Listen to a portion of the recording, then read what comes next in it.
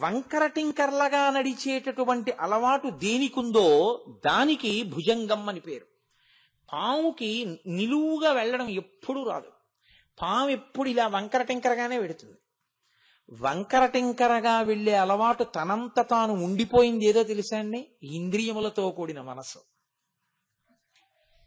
ఇంద్రియాలు మనసు తనంత తాను ఇప్పుడు కూడా లేస్తూనే సుప్రభాతం చేసుకుందాం, చక్కగా పూజ చేసుకుందాం, ఈ లోకాన్నంతటినీ మన కుటుంబంలా చూసుకుందాం, ఎవరి డబ్బు గురించి మనం ఆశపడద్దు, ఈశ్వరుడికి నైవేద్యం పెట్టి తిందాం, సూర్యోదయానికి లేచిపోదాం అలా అంటుంది ఏమిటి? అలా ఏమందో. మనసు ఇంద్రియములు ఎప్పుడు వంకర టింకరగా తిరుగుతాయి. కుటిలం చరతీతి ఇది భుజంగ. భుజం కుటిలం చరతీతి. కుటిలం అంటే వంకర టింకరగా తిరుగుతుంది.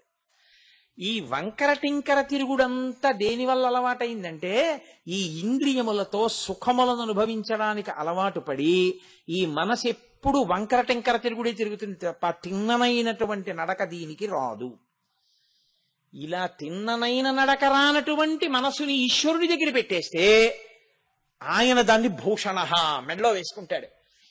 ఆ మనసుని ఆయన స్వీకరించి ఆయనే శరణాగతి చేసిన వాడి మనసుని నడిపించగలిగినటువంటి బాధ్యతని తాను స్వీకరించి మిమ్మల్ని తనకి ఆభరణంగా ఆయన స్వీకరించేస్తాడు. అందుకని ఆయన భుజంగ భూషణ. పరమేశ్వరుడికి భుజంగభూషణ అనొక పేరు. అదొక గమ్మత్తైనటువంటి పేరు. ఎందుకంటే లోకంలో భూషణము అనబడేటటువంటిది ప్రతి వారికి ఉంటుంది. భూషణము అంటే ఆభరణము అని. శరీరము యొక్క సౌందర్యమును ఇనుమడింపచేయుట కొరకు భూషణములను ధరిస్తారు. ఒకటి. రెండు, కొన్ని సౌభాగ్య సూచనలుగా భూషణములను ధరిస్తారు. కొన్ని కాళికా పురాణాన్ని అనుసరించి భర్త పక్కన ఉన్నప్పుడు మాత్రమే ధరిస్తారు.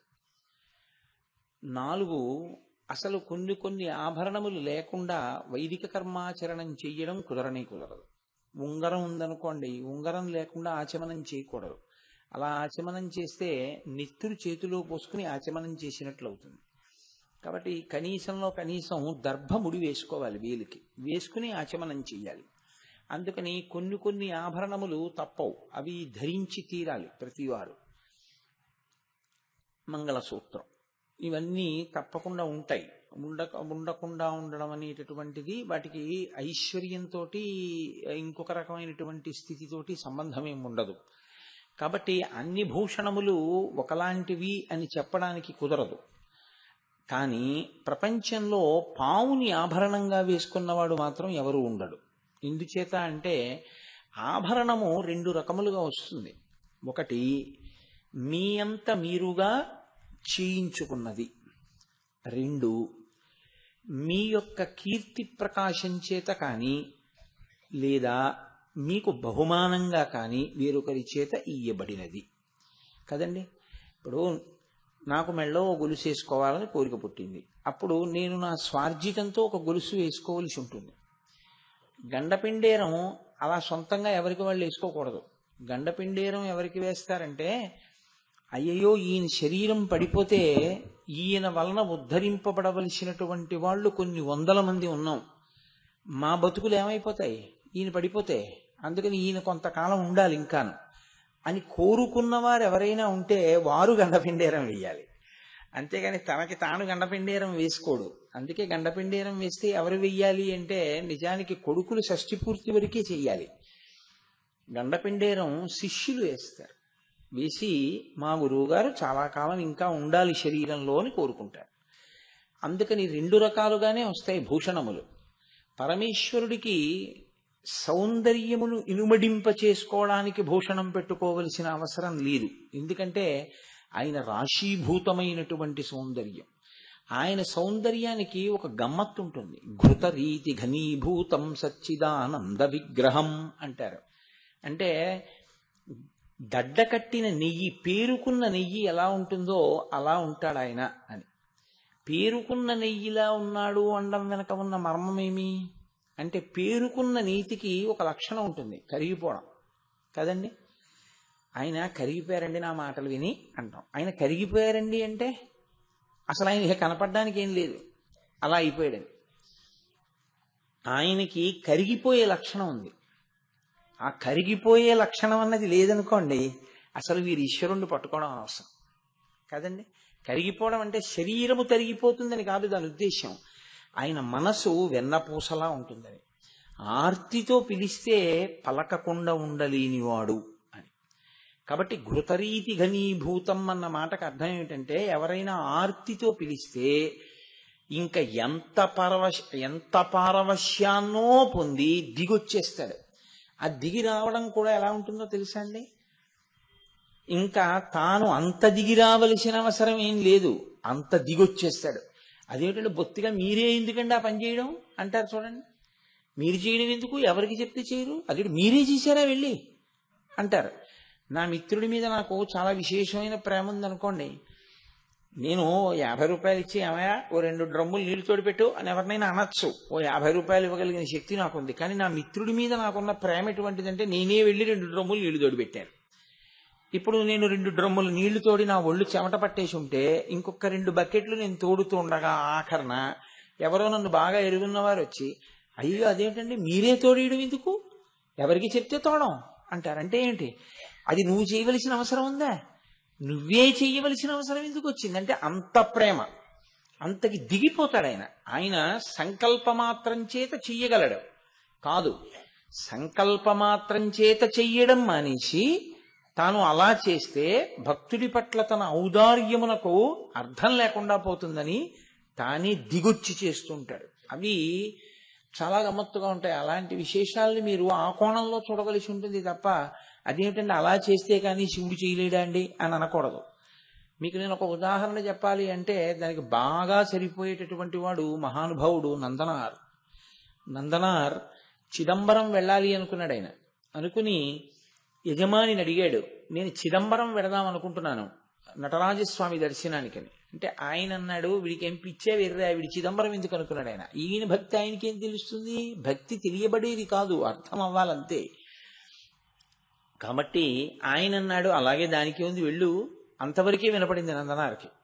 వెళ్ళన్నాడు, చాలు వెళ్ళిపోవచ్చు యజమాని అనుకున్నాడు. ఆయన అన్నాడు, ఇవాళ రాత్రి మనకున్నటువంటి ఓ 3000 ఎకరాల భూమిని దున్నేసి కలుపు తీసేయి, విత్తనాలు వేయి, ఆకుమడి వస్తుంది, ఆకుమడి అంతా తీ, దూరంగా వరి మొక్కలన్నీ పాతు చక్కగా పెంచి, ఎక్కడా చీడా పైడా పట్టకుండా చూడు, కంకులు వస్తాయి కోతలు కోసేయి, ఆ కంకులన్నీ దులిపేయి, ధాన్యం అన్ని బస్తాలకి ఎత్తేయి, మన ఇంటికి తెచ్చేయి, గడ్డంతా తీసుకెళ్లి వాము వేసేయి, నువ్వు చిదంబరం వెళ్ళిపో అన్నాడు. ఆయనకి ఏది వినపడిందంటే నువ్వు చిదంబరం వెళ్ళిపో అన్నది ఒకటే వినపడింది. ఆనంద పారవస్యంలో ఉన్నాడు. తర్వాత ఈ మాటలు అర్థమయ్యి, ఏంటి రాత్రి 3000 ఎకరాల భూమి నేను దున్ని పంట పండించేయడమా అని. వెళ్ళు అన్నాడు కదా, దాన్ని ఒక్కదాన్నే ఆయన స్వీకరించాడు. ఆయన అన్నాడు, తప్పకుండా మీ చేత ఇది చేసి వెళ్ళు అని ఎవరనిపించాడో వాడే నాకు దర్శనం ఇప్పించడానికి కూడా ఇది చేయించి దర్శనమిస్తాడు. ఇప్పుడు పూచి వాడిది అన్నాడు, వచ్చేసాడు. బ్రహ్మాండమైన వర్షం వచ్చింది. ఆ వర్షంలో అదే ఈశ్వర స్వరూపం, ఆ నల్లమబ్బు మెరుపుతీగా పార్వతీ పరమేశ్వరులు అన్నాడు, నర్తించి పొలం గట్టు మీద పడిపోయాడు. ఆయన సమాధిలోకి వెళ్ళిపోయాడు ఆనందంలో. ఇప్పుడు పరమేశ్వరుడు సంకల్పం చేస్తే అయిపోతాయి అవన్నీ. శివ సంకల్పమస్తు, అదేం పెద్ద విశేషం ఏంటి కాదు. నా భక్తుడు నా మీద ఇంత నమ్మకం ఉంచినందుకు నేనే దున్నుతానన్నాడు. కైలాసం నుంచి ఆయన దిగొచ్చి ఆ పట్టుపంచ పైకి తీసి గోచి పోసి ఎగ్గట్టాడు. ధర్మం వృషభం ఉందిగా ఆయన దగ్గర, ఆ ఎద్దుని పిలిచి కామధేనువుని నాగలి కట్టాడు. తాను స్వయంగా దుక్కి దున్నాడు. పరమశివుడి యొక్క పాదాన్ని స్పర్శ కలిగితే ఆ పుడమి ఎంత పులకించిపోతుంది. మహానుభావుడు విఘ్నేశ్వరుడు విత్తనాలు చల్లాడు. పరమశివుడు అంత చేస్తుంటే ఊరుకుంటుందా? పార్వతీదేవి నీళ్లు తోడిపోసింది, పొలమంతా నీరు పట్టింది ఆవిడ. ఇప్పుడు సుబ్రహ్మణ్యుడు వచ్చాడు, ఆయన వచ్చి కలుపంతా తీసేశాడు, అక్కర్లేని మొక్కలు అంతే. బ్రహ్మాండమైనటువంటి బియ్యం పండేశాయి. ఒక ఎకరంలో ఏదో 7 బస్తాలో 10 బస్తాలో పండవలసింది 100 బస్తాలు పండేశాయి. నందీశ్వరుడు వచ్చాడు, కోతలు కోసేశాడు, ఆ ధాన్యం అంతా బస్తాలకు ఎత్తేశాడు, దాని మీద నందీశ్వరుడు ముద్ర వేసేశాడు. ఈ బస్తాలన్నీ బండికి ఎక్కించాడు, గడ్డంతా వామి వేసేశారు ప్రమదగణాలందరూను. పరమేశ్వరుడు అంతర్ధానం అయిపోయాడు. తెల్లవారేటప్పటికి అవన్నీ తీసుకెళ్లి ఆయనకి ఇచ్చేశారు యజమానికి. ఇదిగో బస్తాలన్నీ పెట్టేశాం, ఇన్ని బస్తాల పంట పండింది, చూసుకో అన్నారు, లెక్క పెట్టుకో వచ్చి. ఆయన తెల్లబోయాడు, ఇదేంటి నేను ఏదో పరిహాసానికి అన్నాను, ఇవన్నీ ఎవరు దున్నేశారు, ఎవరు కోసేశారు? ఆయన వచ్చి చూస్తే పడిపోయి ఉన్నాడు నందనారు. ఆయనకు అర్థమైంది, ఓ ఇతని భక్తికి పరమేశ్వరుడే వచ్చి వ్యవసాయం చేశాడు. ఆయన కాళ్ల మీద పడి, ఈనాటి నుండి నువ్వు నా సేవకుడివి కావు, నీకు నాకు సగపాలు, నా తోడ పుట్టిన వాడితో సమానం అన్నాడు. ఆయనకి ఐశ్వర్యమా కావాలి? ఆయన నాకు శివదర్శనం చాలని చిదంబరం వెళ్ళిపోయాడు. సరే, ఆ తర్వాత చాలా కథ నడిచింది. అగ్నిహోత్రంలో ప్రవేశించమన్నారు, అగ్నిహోత్రంలోకి వెళ్ళాడు, అది పుష్పహారం అయిపోయింది. కాబట్టి భక్తుడి కొరకు ఈశ్వరుడు దిగొచ్చేస్తాడు. ఎంత దిగొస్తాడు అంటే దాన్ని ఇంత దిగొస్తాడు అని చెప్పడం కుదరదు. ఇందుకొరకు దిగి రావాలి అంటే అది ఆయన యొక్క రూపము. అది బాహ్య సౌందర్యం అంటే బాహ్య సౌందర్యం కూడా. అంతఃసౌందర్యం అంతులేని అంతఃసౌందర్యం. ఆయన చాలా బాగుంటాడు, అందరినీ మోసం చేస్తాడు, ఏమిటి ఉపయోగం? ఆయన పైకంత అందంగా ఉండకపోవచ్చు, జగత్తునంతటిని ఉద్ధరిస్తాడు. పరమాచార్య స్వామి వారు బాహ్యంలో ఎంత అందంగా ఉన్నారు అన్నది ఏ మూర్ఖుడు చూడ్డం, ఆయన అంతఃసౌందర్యమే కదా చూస్తారు. అలా పరమేశ్వరుడు ఘృతరీతి ఘనీభూతం సచ్చిదానంద విగ్రహం. ఆయన సత్తు చిత్తు ఆనందమైనటువంటి వాడు. అంతటి మహానుభావుడు ఆర్తితో ఎవరైనా పిలిస్తే కరిగిపోయేటటువంటి స్వభావం ఉన్నవాడు. అటువంటి పరమేశ్వరుడు ఆయన యొక్క అందాన్ని పెంచుకోవడానికి ఇప్పుడు కొత్తగా ఆభరణం ఒకటి ఆయన పెట్టుకోవలసిన అవసరం లేదు. లేదా ఎవరో ఇస్తే వాళ్ళ ప్రీతి కాదనలేక తాను పుచ్చుకోవాలి. ఎవరిచ్చిన లోకంలో సర్పదానం చేయడానికి అటువంటి వ్రతం లేదు కదండి. సర్పదానము అని వ్రతం ఒకటి ఉంటే అది మీరు నేను కూడా చెయ్యాలి, ఎప్పుడో అప్పుడు చెయ్యొచ్చు. కానీ దానిలో ఉండే ఇబ్బంది ఏమిటో తెలుసా అండి? ప్రతిగ్రహీత ఉండడు. సువర్ణదానం చేస్తున్నాం వచ్చి పుచ్చుకుంటారు, రజిత దానం చేస్తున్నాం పుచ్చుకుంటారు, లవణదానం పుచ్చుకుంటారు, పుస్తక దానం పుచ్చుకుంటారు, భూదానం పుచ్చుకుంటారు, కన్యాదానం సరే. సర్పదానం చేస్తున్నానండి మా ఇంట్లోనూ, అయ్యా మీరు వచ్చి బ్రహ్మస్థానంలో కూర్చున్నావు త్రాచుపామును పుచ్చుకోవాలి అన్నాను అనుకోండి, నీ అసాధ్యం మండిపోని, ఇది ఎక్కడ వ్రతం రా, నేను రానంటాడు. త్రాచుపాముని ఎవడ దానం పుచ్చుకుంటాడు? ఇదం నమమా నీళ్లు పోసి ఇచ్చేస్తే పుచ్చుకుంటాడు ఏంటి ఎవడైనా? ఎవరు పుచ్చుకోరు. కాబట్టి అటువంటి వ్రతం లేదు లోకంలో. కాబట్టి ఒకటి ఇవ్వడము లేదు, ఆయన పుచ్చుకోవడము లేదు. మరి ఎక్కడి నుంచి వచ్చింది అది? అంటే అది ఎక్కడి నుంచి వచ్చిందో తెలుసుకుంటే చాలా గమ్మత్తైనటువంటి విషయం. అనేక విషయాలు మీకు ఆ నాగభూషణ లేకపోతే భుజంగభూషణ అన్న మాటలోంచి మీకు అర్థమవుతాయి. నిజంగా కూడా ఆయన నాగులను ఆభరణంగా పెట్టుకుంటాడు. ఎందుకు పెట్టుకుంటాడు అంటే ఆయన కొరకు కాదు, వాటి కొరకు. మనం చూడండి, ఒక్కొక్కసారి ఆర్తి కలిగిన కాలంలో అయ్యా ఏమనుకోకండి మీ ఇంట్లో ఉండిపోతానంటాం, మీ ఇంట్లో ఉండిపోతానండి అంటారు. ఎందుకంటే అక్కడ ఉంటే రక్షణ కలుగుతుంది అని అలా ఉండిపోతుంటారు. ఒకప్పుడు కృష్ణదేవరాయల వారికి ఆపద వస్తే వ్యాసరాయల వారు ఎవ్వరికీ తెలియకుండా కృష్ణదేవరాయల వారిని సింహాసనం నుంచి దించేశారు. ఆయన్ని దించేసినట్టు కూడా ఎవరికీ తెలియదు. అప్పటికి ఆయన పేరు వ్యాసతీర్థులు, ద్వైతమత ప్రవర్తకులైన ఆయన. రాయలు అన్న పేరు తను తగిలించుకుని వ్యాసరాయలు అన్న పేరుతో పట్టాభిషేకం చేసేసుకున్నారు. ఎందుకని అంటే కుహు యోగం వచ్చింది, అదొస్తే ప్రభువు మరణిస్తాడు. కాబట్టి ఇప్పుడు ప్రభువుని రక్షించడానికి ప్రభువుని పదవిలోంచి తీసేశారు. ఇప్పుడు ఆయన ప్రభువు కాదుగా, ప్రభువు లేకుండా ఉండకూడదు. వ్యాసరాయల వారు సింహాసనం మీద కూర్చున్నారు. ఏ యోగమైనా మహాభక్తుడిని ఏం చేస్తుంది? కాబట్టి వ్యాసరాయల వారిని ఏం చేయలేకపోయింది. ఆ కాలం వెళ్ళిపోయిన తర్వాత మళ్ళీ ఆయన కృష్ణదేవరాయల వారికి పట్టాభిషేకం చేసేశారు. చేసేసి వ్యాసరాయల వారు వెంకటాచలం వెళ్ళిపోయారు. స్వామి పుష్కరిణి ఆ గట్టు చివర ఉండే హనుమ దేవాలయం వ్యాసరాయల వారు ప్రతిష్ఠ చేసింది. మన ప్రారంధం ఏమిటంటే వెంకటాచలానికి రికమెండేషన్ లెటర్లు ఇచ్చేవాళ్ళు చాలా మంది ఉంటారు, కానీ పెద్ద పెద్ద పదవుల్లో వచ్చిన సామాన్య భక్తులకి ఏ దేవాలయం ఏమిటి, దాని ప్రాముఖ్యత ఏమిటి అని చెప్పడానికి 500 రూపాయలు పెట్టి బోర్డు పెట్టడానికి బహుశా తిరుమల తిరుపతి దేవస్థానం వారికి నిధులుంటావు.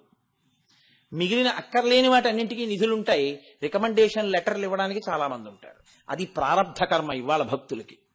అందుకని అక్కడ దేవాలయానికి ఆ బోర్డు ఉందో లేదో కూడా నాకు తెలియదు. ఈ కారణం చేత వ్యాసరాయలు అన్న పేరుతో ఆయన కొంతకాలం పరిపాలన చేశారు. అంతటి మహానుభావుడు. కాబట్టి తలుచుకుంటే సంకల్ప బలం చేత మృత్యువుని గట్టెక్కించగలిగినటువంటి సమర్థత కలిగినటువంటి మహాపురుషులు ఉంటారు లోకంలో. పావుని దానం పుచ్చుకోవడం కానీ, పావుని ఒంటి మీద వేసుకోవడం కానీ ఎవ్వరూ చేయరు. ఎవ్వరూ ఎందుకు చెయ్యరు అంటే ఒక్కటే కారణం, పాము మృత్యువునకు సంకేతం. అందుకే పావుని మనం చూశామా అన్నది ప్రధానం కాదు, పాము మనని చూసిందేమో అన్న అనుమానంతో సగం చచ్చిపోతాడు. పాము చూసిందో చూడలేదో తెలియదు, అక్కడ పడుకుంది, ఈయన చూశాడు, వెళ్ళిపోయాడు. వెళ్ళిపోయిన వాడు ఏమంటాడంటే, పాము నన్ను చూడలేదండి, నన్ను చూడలేదు అనుకుంటున్నాను, అది పడుకుంది, నేను వచ్చేసాను, దూరం నుంచి చూసంటాడు. కానీ మంత్రించిన చోళ్లు తెచ్చి ఇల్లంతా చల్లుకుంటాడు. ఎందుకో తెలుసండి, అనుమానం అది చూసిందేమో అని. చూస్తే ఏమవుతుంది? ఇంకేం ఉండదు, చచ్చిపోవడమే. పాము మృత్యువునకు సంకేతం. అందరూ మృత్యువుకి భయపడతారు. లోకంలో మృత్యువునకు భయపడనటువంటి వాడు ముక్త పురుషుడు. మృత్యువునకు భయం లేకుండా పరమానంద స్థితిలో శరీరాన్ని హోమం కింద మృత్యువునకు అప్పజెప్పేసేవాడు ఎవరుంటాడో, ఆఖరణ ఊపిరి ఆగిపోతుంటే ఓ ఇది ప్రకృతి పరిణామం, పడిపోతోంది శరీరం అని అప్పజెప్పగలిగినటువంటి ధృతి కలగాలి అంటే వాడు ఎంతో భక్తి తత్పరుడై, ఎంతో జ్ఞానమును పొంది, ఎంతో శివానుగ్రహాన్ని పొందినవాడైతే తప్ప అలా వెళ్ళడు. ఎందుకో తెలుసా అండి, ఎప్పుడూ ఏడుపు అనేటటువంటిది తప్పని శరీరాలే ఉంటాయి లోకంలో. మీరు చూడండి, ఏ శరీరాన్ని మీరు తీసుకోండి, ఏడవకుండా ఉంటుంది అని మీరు చెప్పడం కుదరదు. సాధారణంగా ఏమంటారంటే ఇది దీన్ని చంపుతుందని ఇది ఏడుస్తోందండి.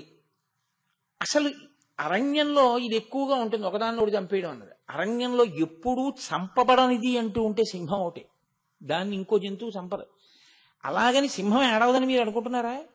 అది ఏడుస్తుంది, దానికి కాళ్ళు ఏదో దిగుతుంది, ఏడుస్తుంది. అది సింహం కూడా ఏడుస్తుంది. ఏడవనిది ఏదుంది చెప్పండి? ఏడవని శరీరాలు ఎందుకుంటామంటే, శరీరాన్ని అంతకుముందు వదిలేటప్పుడు ఏడుస్తూ వెళ్ళాడు, ఆఖరి పనిది. దానికి కొనసాగింపు తర్వాత శరీరం. ఏడుస్తూ ఎడతాడు. నవ్వుతూ అప్పచెప్పాడు అనుకోండి, నవ్వుతూనే ఉండడానికి శరీరం లేదు కాబట్టి ఎప్పుడూ నవ్వుతూ ఉండే శివుడిలో కలిసిపోతాడు. అంతే తేడా శాస్త్రంలో. కానీ ఆ సాధన రావడం చాలా కష్టం. ఆ సాధన తెలియాలంటే ఎప్పుడు లోపలి ఆనంద స్వరూపం తెలియాలి, శివుడు తెలియాలి. శివుడు తెలియాలంటే శివానుగ్రహం ఉండాలి, లేకుండా తెలియడు. అది కలిగిందనుకోండి నవ్వుతూ వెళ్ళిపోతాడు. నవ్వుతూ వెళ్ళిపోయాడంటే ఇక రాడు, ఏడుస్తూ వెడతాడు. ఎందుకు ఏడుస్తాడంటే అయ్యి బాబోయిది పడిపోతుంది, అయ్యి బాబోయిది పడిపోతుంది, అయ్యి బాబోయిది పడిపోతుంది, ఎంత బెంగో. ఏడుస్తూ వెళ్ళిపోతాడు కాబట్టి మళ్ళీ ఏడుపు ఉండి తీరవలసిన శరీరంలోకే వస్తాడు, తప్పదు. అందుకే ఆ వచ్చేటప్పుడు ఏడుపు ఉంటుంది.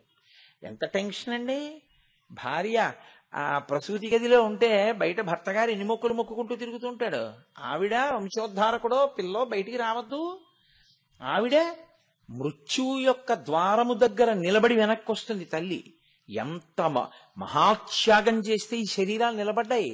తల్లి అనుగ్రహం లేకపోతే ఈ శరీరాలు ఎక్కడున్నాయి? కాబట్టి ఏడుపు అనేటటువంటిది అంతర్లీనంగా ఉండిపోవడానికి కారణం ఏంటంటే పూర్తి చేయడం ఏడుపుతో. అందుకే మీరు చూడండి, మన సంప్రదాయంలో సనాతన ధర్మంలో విషాదాంతములు చేయరు నాటకాలు. ఏ కథని కూడా విషాదాంతం చేయరు. ఎందుకు చేయరో తెలుసా అండి? విషాదాంతము మళ్ళీ రావడానికి గుర్తు. అందుకే విషాదాంతముగా దేన్ని పూర్తి చేయరు, అన్నీ కూడా ఆనందంతో పరిసమాప్తం చేస్తారు. సాధారణంగా ఏం చేస్తారంటే కళ్యాణంతో పూర్తి చేస్తారు. కళ్యాణంతో పూర్తి చేశారు అంటే గుర్తు ఏమిటంటే జీవబ్రహ్మైక్య సిద్ధి, శాంతికర కళ్యాణము అంటారు. ఓ పెద్ద కార్యం చేశారనుకోండి, ఆఖరణ కళ్యాణం చేసేస్తారు. కళ్యాణం చేసేశారు అంటే జీవబ్రహ్మైక్య సిద్ధి, ఒకటైపోయింది అని గుర్తు.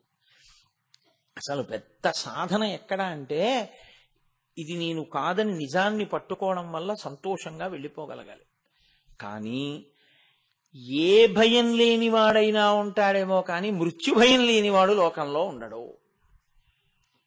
నేను చచ్చిపోతానని భయం నాకేం లేదండి అనాలి అంటే ఒకే ఒక్క కారణానికి అనాలి తప్ప రెండో కారణం లేదు. ఏ కారణానికి అనాలో తెలుసా అండి? చచ్చిపోయేది ఇది తప్ప నాకు చావు లేదండి అన్న జ్ఞానం వచ్చినవాడు ఒక్కడే ఆ మాట అనాలి.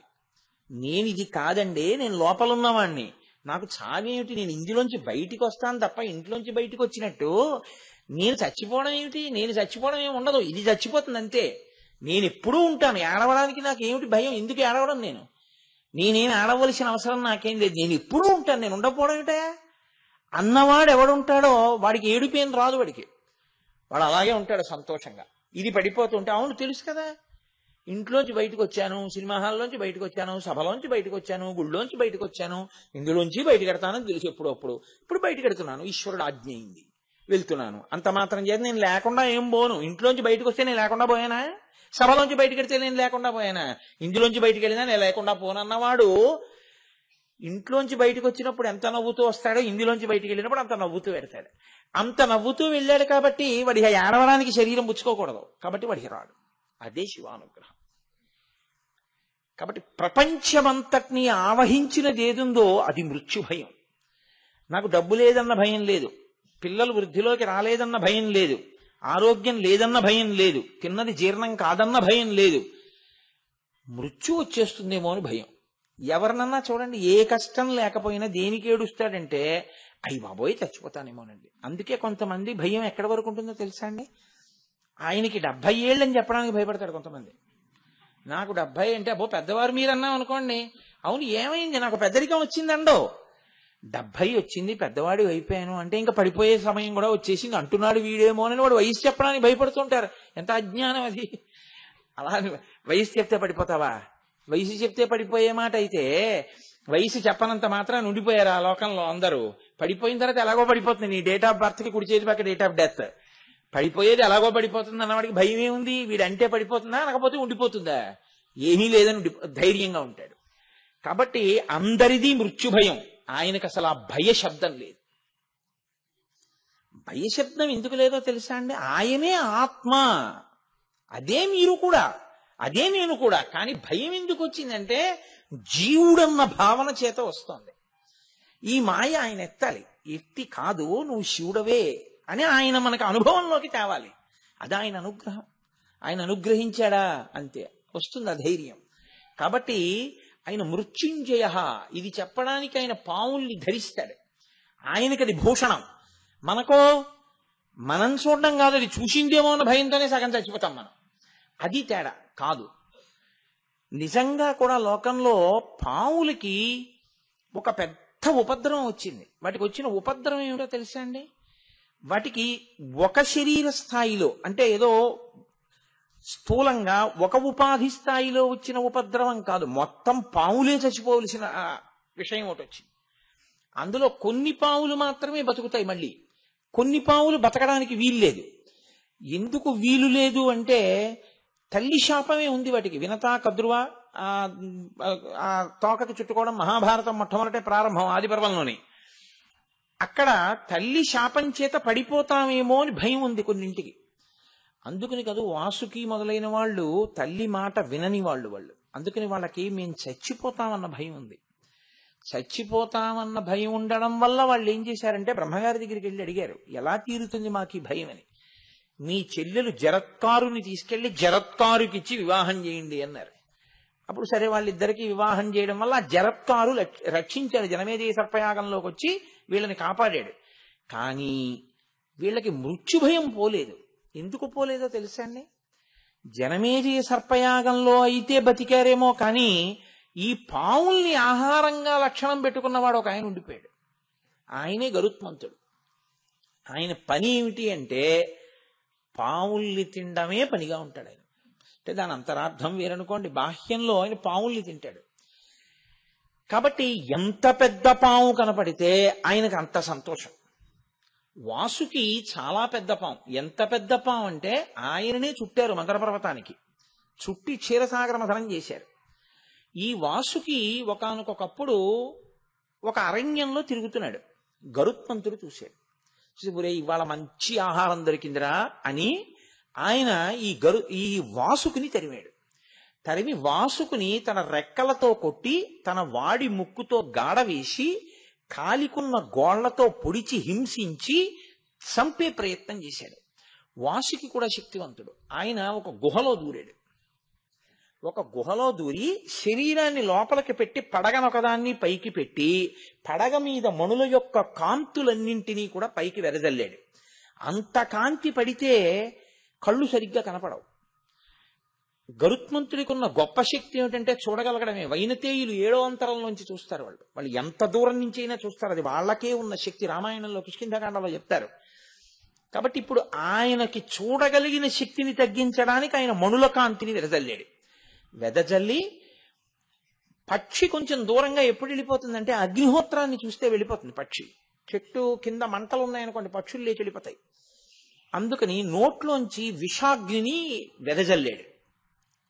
ఈ విషాగ్నికి మణుల కాంతికి మరింత కోపం వచ్చింది గరుత్మంతుడికి. ఇవాళ వాసుకిని చంపి తీరుతానని ఇటు వాసుకి ఇటు గరుత్మంతుడు భయంకరమైన యుద్ధం చేస్తున్నారు. తండ్రి కశ్యప ప్రజాపతి ఆయన వచ్చాడు. వచ్చి అన్నాడు, ఒరే తినడానికి నీకు ఇంతకన్నా ఆహారం లేదురా, ఏమిట్రా ఈ ఉపద్రవం, ఏమిటి కొట్టుకోవడం, ఊరుకో అని ఆయన వేరే ఒక పెద్ద విశేషాన్ని ఒకదాన్ని చెప్పాడు. ఫలానా చోటుకెళ్ళు, ఫలానా చోట ఒక బ్రాహ్మణుడు ఉన్నాడు, ఆ బ్రాహ్మణుడిని తిన్నప్పుడు కంఠం మండుతుంది, మండినప్పుడు బయటకు ఉమ్మేసి. సరే అదంతా వేరు కాదనుకోండి, ఇప్పుడు అప్రస్తుతం, నేను దాని జోలికి వెళ్ళను ఇప్పుడు. ఎందుకంటే వెళితే మళ్ళీ అది ఇంకొక వైపుకి వెళ్ళిపోతుంది ఆ ఏరంతా. కాబట్టి నువ్వు వాళ్ళు అటువైపుకి వెళ్ళు అంటే గరుత్మంతుడు వెళ్ళిపోయాడు. వాసుకి ఒళ్ళంతా దెబ్బలు తిని ఉన్నాడు. ఆయన అన్నాడు, నాకు ఎలా రక్ష, ఇవాళ నువ్వు వచ్చావు వదిలిపెట్టేశాడు. కానీ గరుత్మంతుడు ఎప్పుడో అప్పుడు నా కోసం తిరుగుతూనే ఉంటాడు. నేను ఏ పుట్టలోంచి బయటకు వచ్చినప్పుడో గబుక్కుని నేను ఏదైనా ఆహారాన్ని తిని కదల్లేక ఉన్న స్థితిలోనో కొట్టేస్తాడు. వేగమునకు ప్రసిద్ధి గరుత్మంతుడు. పైనుంచి వస్తాడు, తాను కింద ఉంటాడు, తాను ఎగరలేడు. ఎలా అంటే ఆయన అన్నాడు, ఎంతటి నీకున్నది మృత్యుభయం, ఎప్పుడైనా చంపేస్తాడని భయం కదూ, ఈ మృత్యుభయం నుంచి గట్టెక్కి సావడం భయం నుంచి నువ్వు పైకెళ్ళిపోయి నువ్వే ఇంకోళ్ళకి వరం ఇవ్వగలిగినటువంటి శక్తికి నువ్వు ఎదిగిపోవాలంటే నీ ఎదురుగుండా గరుత్మంతుడున్నా నువ్వు మాత్రం వచ్చిన భక్తులని అనుగ్రహించి వరాలివ్వగలిగిన స్థితికి ఎదగాలంటే శివుణ్ణి పట్టుకో అన్నాడు. అంటే ఆయన పరమశివుణ్ణి ఆశ్రయించాడు. ఇప్పుడు పరమశివుడు ఏం చేశాడంటే, నీకేం భయం లేదు లేవయా, నేనున్నానని ఒకసారి అలా తడివి తీసి మెళ్ళో వేసుకున్నాడు. అది వాసుకి. క్షీరసాగర మథనంలో మందర పర్వతంలో చుట్టబడిన వాసుకి గరుత్మంతుడి నుండి రక్షణ కొరకు పరమశివుడి యొక్క మెడలో ఉంటుంది. ఇప్పుడు ఆయన మెడలో ఇలా పడగ విప్పి ఉండగా శ్రీ మహావిష్ణువు మీకు ఈ కబురు చెప్పమన్నారు అని గరుత్మంతుడు వచ్చినా అది ఇలా పడగ విప్పే ఉంటుంది. ఎందుకని అంటే శివసన్నిధిలో భయం లేదు. ఇప్పుడు దానికి ఎంత భయం లేకుండా పోయిందో తెలుసా అండి. ఆయన హాలాహలం తాగుతుంటే అగ్నిహోత్రాన్ని తాగుతున్నా అది కందను కూడా కందలేదు, కిందకు కూడా వదలలేదు. అయితే శివుణ్ణి పట్టుకున్న వాళ్ళ స్థితిలా ఉంటుంది. ఆయన ఇంకో వరం ఇచ్చాడండి. శివుణ్ణి పట్టుకోవడం అంటే ఒక అందుకు పట్టుకుంటే ఎంత దూరం వెడుతుందో చూడండి. ఆయన అనుగ్రహం అంటే అది శివానుగ్రహం అంటే. అందుకే లోకంలో శాపవాక్కు ఒకటి ఉంటుంది. ఏమిటో తెలుసా అండి ఆ శాపవాక్కు? నీకు శివభక్తి లేకుండుగాక అని శపిస్తారు. ఐశ్వర్యభంగం అయిపోవాలంటే, వీడు ఐశ్వర్యం చేత చాలా ఉద్ధతితో ప్రవర్తిస్తున్నాడంటే నీ ఇంట జిల్లేడు చెట్టు పుట్టుగాక అంటారు. ఇంట జిల్లేడు చెట్టు గాని పుట్టిందా ఆ ఇల్లు సర్వనాశనం అయిపోతుంది. ఇంకా ఆ ఇల్లు కొన్నాళ్లకి జిల్లేడు చెట్లు పెంచితే ఆ ఇంట ఎవరు నివాసం ఉండకుండా పైన ఉన్నటువంటి ఆచ్ఛాదన రూఫ్ పడిపోయి మొండి గోడలతో నిలబడిపోతుంది ఆ ఇల్లు అని. నీ ఇంట జిల్లేడు చెట్టు పుట్టుగాక ఐశ్వర్యభంగం, నీకు శివభక్తి లేకుండుగాక ఆత్మోద్ధరణ ఉండదు. కాబట్టి శివభక్తి అంత ముఖ్యం ప్రతివాడికి. శివభక్తి లేకపోతే వాడి ఆత్మకి వాడు ఉద్ధారకుడు కాలేడు, వాడు పైకి రాలేడు. అందుకే చేతులారంగ శివుని పూజింపడేని అంటారు పోతన గారు. కాబట్టి ఇప్పుడు ఆయన పరమశివుడు మృత్యుభయం నుంచి తప్పుకోవడానికి వాసుకి ఆశ్రయిస్తే ఆయన అన్నారు, నువ్వు ఏ స్థితికి వెడతావో తెలుసా? ఎక్కడకొచ్చి నిన్ను గరుత్మంతుడు కొట్టి ప్రాణభయాన్ని కల్పించాడో అక్కడికే వెళ్ళిపో, ఏం భయం లేదు. వెళ్ళి హాయిగా కుక్షి అంటే గుహ అని, అదే కుక్కి కుక్కి అంటుంటారు. ఆ శృంగేరి పక్కన ఉన్నటువంటి కర్ణాటకలో క్షేత్రం సుబ్రహ్మణ్య క్షేత్రం. ఆ కుక్షి ఆ గుహలోకి వెళ్లి కూర్చుని నా గురించి తపస్సు చేస్తూ ఉండు. నువ్వు నా నామస్మరణలో ఉండగా, నా గురించి తపిస్తూ ఉండగా గరుత్మంతుడు నిన్ను చెనకడం. సరికదా, నీకు ఒక వరం ఇస్తున్నాను. రాబో కాలంలో నాకు సుబ్రహ్మణ్యుడన్న పేరుతో ఒక కుమారుడు కలుగుతాడు. ఆ పిల్లవాడు తారకాసుర సంహారం చేసి తన నెత్తుటితో ఉన్నటువంటి కత్తిని అక్కడే ఉన్న కుమారధార అన్న తీర్థంలో కడుక్కుంటాడు. కడుక్కుంటే ఇంద్రుడు దేవసేన అన్న కూతుర్ని తీసుకొచ్చి అక్కడ సుబ్రహ్మణ్య కళ్యాణం చేయిస్తాడు మార్గశిర శుక్ల షష్ఠి నాడు. కాబట్టి సుబ్రహ్మణ్య షష్ఠి అవుతుంది అది. కాబట్టి ఆ షష్ఠి నాడు కళ్యాణం జరుగుతుంది. అక్కడ నా కొడుకు దేవసేనా సమేతుడై నీతో కలిసి ఉండిపోతాడు. అప్పుడు నువ్వు ఎంత శక్తివంతుడు అవుతావంటే దర్శనానికి వచ్చిన వాళ్ళందరినీ నువ్వే అనుగ్రహించగలుగుతావు, నువ్వు వరాలు ఇస్తావు. ఇక గరుత్మంతుడు ఏం చేస్తాడు? నిన్ను గరుత్మంతుడు చేసేది ఏమి ఉండదు. నువ్వు లోకములకు వరమలనివ్వగలవు, సరికదా. నీ ముంగిట సేవ చేయడానికి గరుత్మంతుడు నిలబడతాడు ఒకనాడు, వెళ్ళమన్నారు. ఆయన వచ్చి తపస్సు చేశారు. అందుకే మూల సుబ్రహ్మణ్యం అని ఉంటుంది. ఆ మూల సుబ్రహ్మణ్యం పెద్ద పుట్ట, ఆ పుట్టలోనే వాసుకి తపస్సు చేశారు. తపస్సు చేస్తే సుబ్రహ్మణ్యేశ్వర స్వామి వారి యొక్క ఆవిర్భావం అయిన తర్వాత ఆయన తారకాసుర సంహారం చేసి నెత్తుటితో ఉన్న కత్తిని ఆ కుమారధారలో కడుక్కున్నారు. కడుక్కున్న తర్వాత ఆయన దగ్గరికి వచ్చి ఈ వాసుకి బ్రహ్మాది దేవతలు స్తోత్రం చేశారు, మీ నాన్నగారు వరం ఇచ్చారు, మీరు ఇక్కడ వెలియాలి అని. అంటే ఆయన అంగీకరించారు, నేను ఇక్కడ ఉంటాను అని. అప్పుడు పరమేశ్వరుడు తన మాట నిజమైంది, తన భక్తుడికి తానిచ్చిన వరం నిజమైంది, తన కొడుకు తన మాట నిలబెట్టాడు. పరమ సంతోషంతో వాసుకి ఏ శివుణ్ణి ఆశ్రయించాడో ఆ శివుడు వాసుకి ఇప్పుడు అడగకపోయినా నువ్వు ఉన్న చోట నేను ఉంటాను లేవయ్యా అని ఆయన కూడా బయలుదేరి వచ్చేశారు. అందుకే మీకు కుక్షి క్షేత్రంలో ఎలా ఉంటుందో తెలుసా అండి? శివలింగం ఉంటుంది, కుక్కీలింగం అంటారు. శివుడు ఉంటాడు. శివుడి మీద పడగలు పెట్టి ఆదిశేషుడు ఉంటాడు. ఎందుకుంటాడు అంటారేమో, అహిర్భుజ్ఞ అని పేరు శివుడికి. అహిర్భుజ్ఞో దిగంబర అని చదువుతున్నాం కదా. ఆదిశేషుడికి వహించగలిగిన శక్తి ఉంది. సాధారణంగా లోకంలో పడగకి మోయగలిగిన శక్తి ఉండదు. పాము పడగ దేన్నైనా బరువులు మోయడానికి పనికొస్తుందని చెప్పడానికి పనికొచ్చే తల కాదది. అది బరువులు మొయ్యదు. మీరు ఎక్కడైనా పాము తల మీద బరువు పెట్టి మోయించడం, లేకపోతే అది ఏదైనా బరువులు మోసుకుంటూ వెళ్ళిపోతుండడం పడగ మీద మీరు ఎక్కడా చూడరు. మరి ఆదిశేషుడు తన పడగలతో ఈ భూమండలాన్నంతటినీ ఎలా మోస్తున్నాడు అంటే, పాతాళలోకమునందు ఉన్నటువంటి ఆదిశేషుని యందు ఈ భూమి కదలకుండా నిలబెట్టడం కోసమని ఆదిశేషుడు తన పడగల మీద భరించగలిగినటువంటి శక్తిగా ఆదిశేషుని యందు ప్రవేశించాడు పరమేశ్వరుడు. ఎందుకు ప్రవేశించాడు అంటే, ఒకనాడు తనకి అల్లెత్రాడయ్యాడు త్రిపురాసుర సంహారంలో. అందుకని అహిర్భుజ్ఞ అంటే ఆదిశేషుని యందు ప్రవేశించి ఈ భూమి కదలకుండా పట్టుకోవడంలో ఆయన పడగలకి అంత శక్తినిచ్చాడు. అందుకే ఆదిశేషుడు శివప్రవేశం వలన అంత మహాజ్ఞాని అయి ఉత్తరోత్తర కాలమనందు ఆయన పతంజలి రూపంలో వచ్చి మహాభాష్యము అన్న పేరుతో మహాగ్రంథాన్ని వెలయించాడు. మూకశంకరులు మూక పంచశతిలో దాని మీద మహాభాష్య వ్యాఖ్య అంటూ పెద్ద స్తోత్రమే చేశారు. కాబట్టి పరమేశ్వరానుగ్రహం అహిర్భుజ్ఞుణ్ణి చేసి ఆదిశేషుని పడగలకి మోయగలిగిన శక్తినిచ్చింది. కాబట్టి శివశక్తి తన యందుండి ఇంత స్థితిని పొందినవాడు. కాబట్టి ఈ శివలింగం మీద ఆదిశేషుడు పడగలు పట్టుంటాడు. ఈయన అనుగ్రహమే నన్ను భూమిని మోసేట్టు చేసింది. ఈ అనుగ్రహంతో నేను ఈయనకి పడగలు పట్టి నా ఛత్రాన్నై నేను సేవ చేసుకుంటానని ఆదిశేషుడు పడగలు పడతాడు. పడగల కింద కుక్షిలింగం ఉంటుంది. ఇప్పుడు ఈ ఆదిశేషుడి పడగల మీద వాసుకి ఉంటాడు. ఎందుకని? శివుణ్ణి ఆశ్రయించిన వాడు ఎంత శక్తిని పొందగలడో చూపించడానికి ఆదిశేషుడి కన్నా పైన వాసుకి ఉంటారు. ఈ వాసుకి పైన సుబ్రహ్మణ్యేశ్వరుడు ఉంటాడు. అయితే వాసుకి ఊపిరిలోంచి విషం వస్తుంటుంది.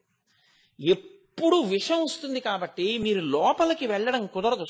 కుక్షిలో లోపలికి వెళ్ళడం కాదు, గుడి తలుపులు చాలాసేపు వేసున్న తర్వాత తలుపులు తీస్తే ఎదురుగుండా కాని వెడితే రోగము సంప్రాప్తిస్తుందేమో అని భయం చాలా మందికి ఏమి అదే చెప్తారు. అందుకే కుక్షి క్షేత్రంలో ఏం చేస్తారంటే గరుడ స్తంభం ఉంటుంది ఎదురుగుండా. ఈ గరుడ స్తంభం ఏం చేస్తుందంటే వాసుకి విడిచిపెట్టినటువంటి విషజ్వాలల్ని విరిచేస్తుంటుంది. అందుకని ఆ సేవ చేసుకోవడానికి నించుంది గరుడ స్తంభం తప్ప ఇప్పుడు వాసుకిని ఏమీ చేయలేకపోయాడు. ఎందుకని? శివలింగం ఉంది కింద, పరమశివుడు ఉన్నాడు. పరమశివుడున్న కారణం చేత వాసుకి గరుత్మంతుని వలన భయం లేకుండా పోయింది. అక్కడ వాసుకి ఏం చేస్తాడో తెలుసా అండి? అత్యద్భుతమైనటువంటి ఉపకారం చేస్తాడు. ఈశ్వరుడికి నివేదన అయిన తర్వాత అక్కడ ఉండేటటువంటి అర్చకులు అన్నం తింటారు. అర్చకులు అన్నం తిన్న తర్వాత మిగిలిపోయినటువంటి విస్తళ్ల మీద దొల్లడం ఒక సేవ అక్కడ. అది ఎన్నో సంవత్సరాల ముందు బుక్ చేసుకుంటారు. బుక్ చేసుకుంటే ఆ బ్రాహ్మణులు అక్కడ ఉన్న అర్చకులు భోజనం చేసి విడిచిపెట్టేసిన విస్తళ్లు వేస్తే దాని మీద దొల్లి వాళ్ళ భక్తి విశ్వాసాలతో అనారోగ్యం నుంచి బయటకు వస్తారు. చర్మ వ్యాధులు పోతాయని. అందుకే మీరు కుక్షిలో ఎప్పుడైనా లైన్లో దర్శనానికి క్యూలో నించుంటే అటు ఇటు చూస్తే, జాగ్రత్తగా పరికించి చూస్తే, ఏదో 4 బస్సుల్లో ఓ ఊరు వాళ్లే వెళ్ళిపోయి నించుంటే వాళ్లే ఉంటారు అటు ఇటు, అది వేరు విషయం. మీరు ఏ ఒక్కరో వెళ్ళి నిలబడితే మీ ముందు, మీ వెనక, మీ పక్కన చాలా మంది రకరకాల చర్మ వ్యాధిగ్రస్తులు నిలబడి కనపడతారు. ఎందుకో తెలుసా అండి? అక్కడ వాసుకి శక్తి అటువంటిది.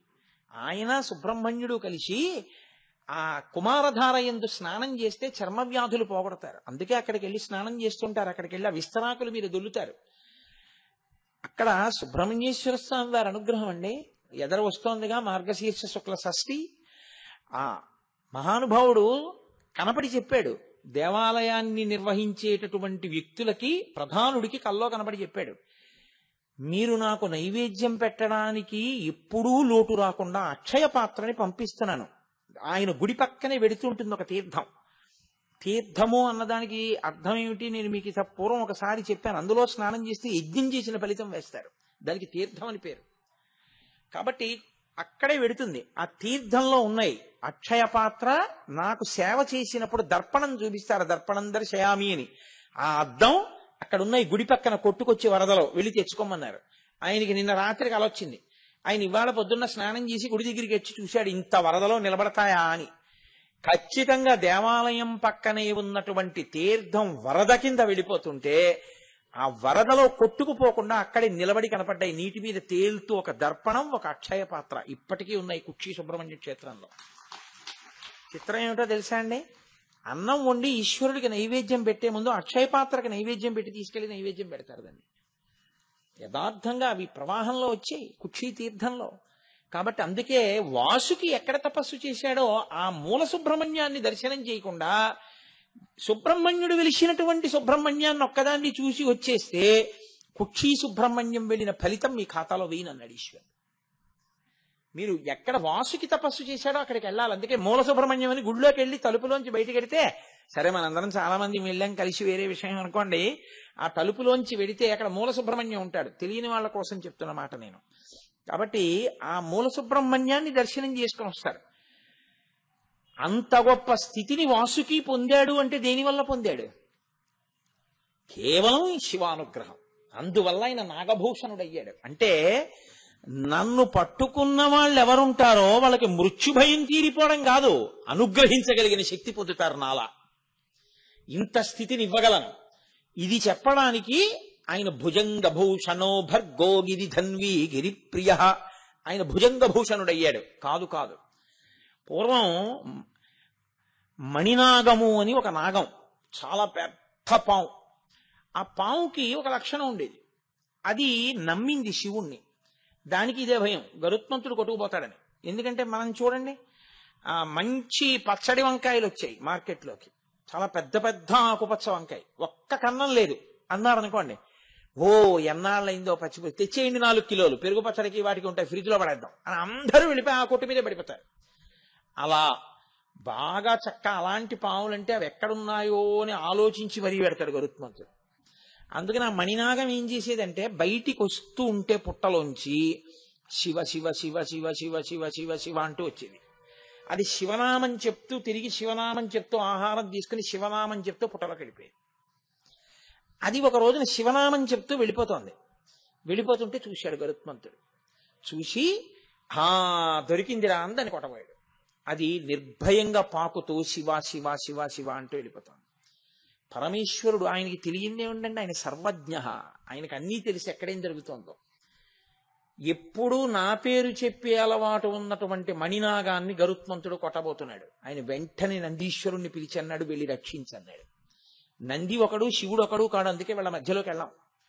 వెంటనే నంది, నేను వెళ్లి గరుత్మంతుణ్ణి చెనకితే బాగుండదు, శివకేశవులు రెండుగా కనపడే ఒకరు, శ్రీ మహావిష్ణువుకి చెప్తే ఆయన వాహనం కాబట్టి ఏమిటయా ఈ పని అంటారు. మేమిద్దరం ఈక్వల్స్, నేను ఈయన వాహనాన్ని ఆయన వాహనం కాబట్టి బొత్తిగా ఏమైనా నువ్వు మాట చెప్పపోయావా అంటాడేమో రేపు పొద్దున వాళ్ళ ఓనర్ గారికి చెప్పేస్తే గొడవ వదిలిపోతుంది. అందుకని చెప్పి ఆయన వెళ్ళి విష్ణువుకి చెప్పారు. శివాజ్ఞ, మణినాగాన్ని రక్షించమంటున్నారు, గరుత్మంతుడు తరుగుతున్నాడు.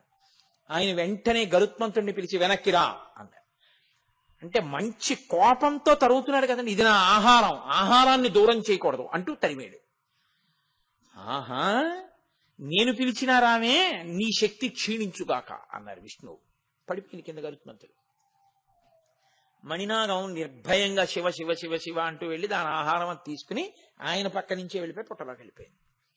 అప్పుడు ఆయన ఆలోచించాడు, అరేరే, నేను ఇలా అయిపోవడానికి కారణం ఈ మణినాగాన్ని తరిమాను.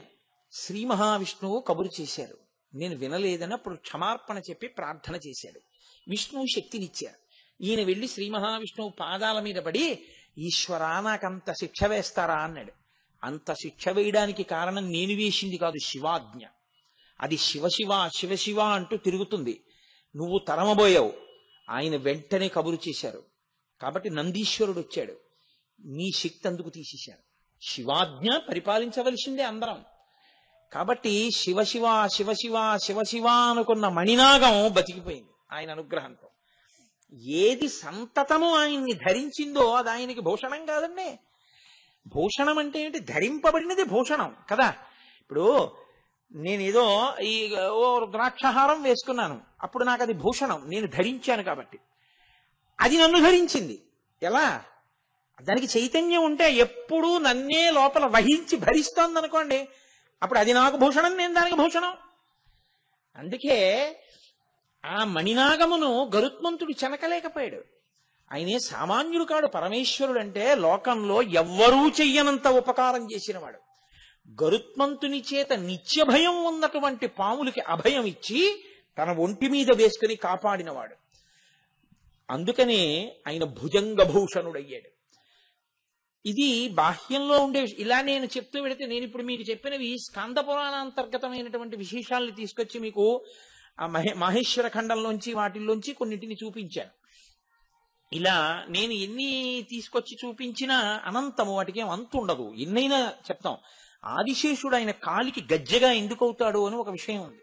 ఇప్పుడు అది నేను చెప్పడం మొదలెడితే భుజంగ భూషణతో సరి నాకేమో ఇదేంటి హాఫ్ అన్ అవర్ లెఫ్ట్ అని బెల్ కొట్టడానికి టైం దగ్గరికి వచ్చేసింది, ఇంకా 2 రోజులు ఉంది, పూర్తి అయిపోవాలి సిలబస్ కదా. అందుకని ఆయన భుజంగ భూషణం, ఆయన భుజంగమును ధరిస్తాడు. కాదు కాదు, భుజంగం అన్న మాటకి ఒక అర్థం ఉంది.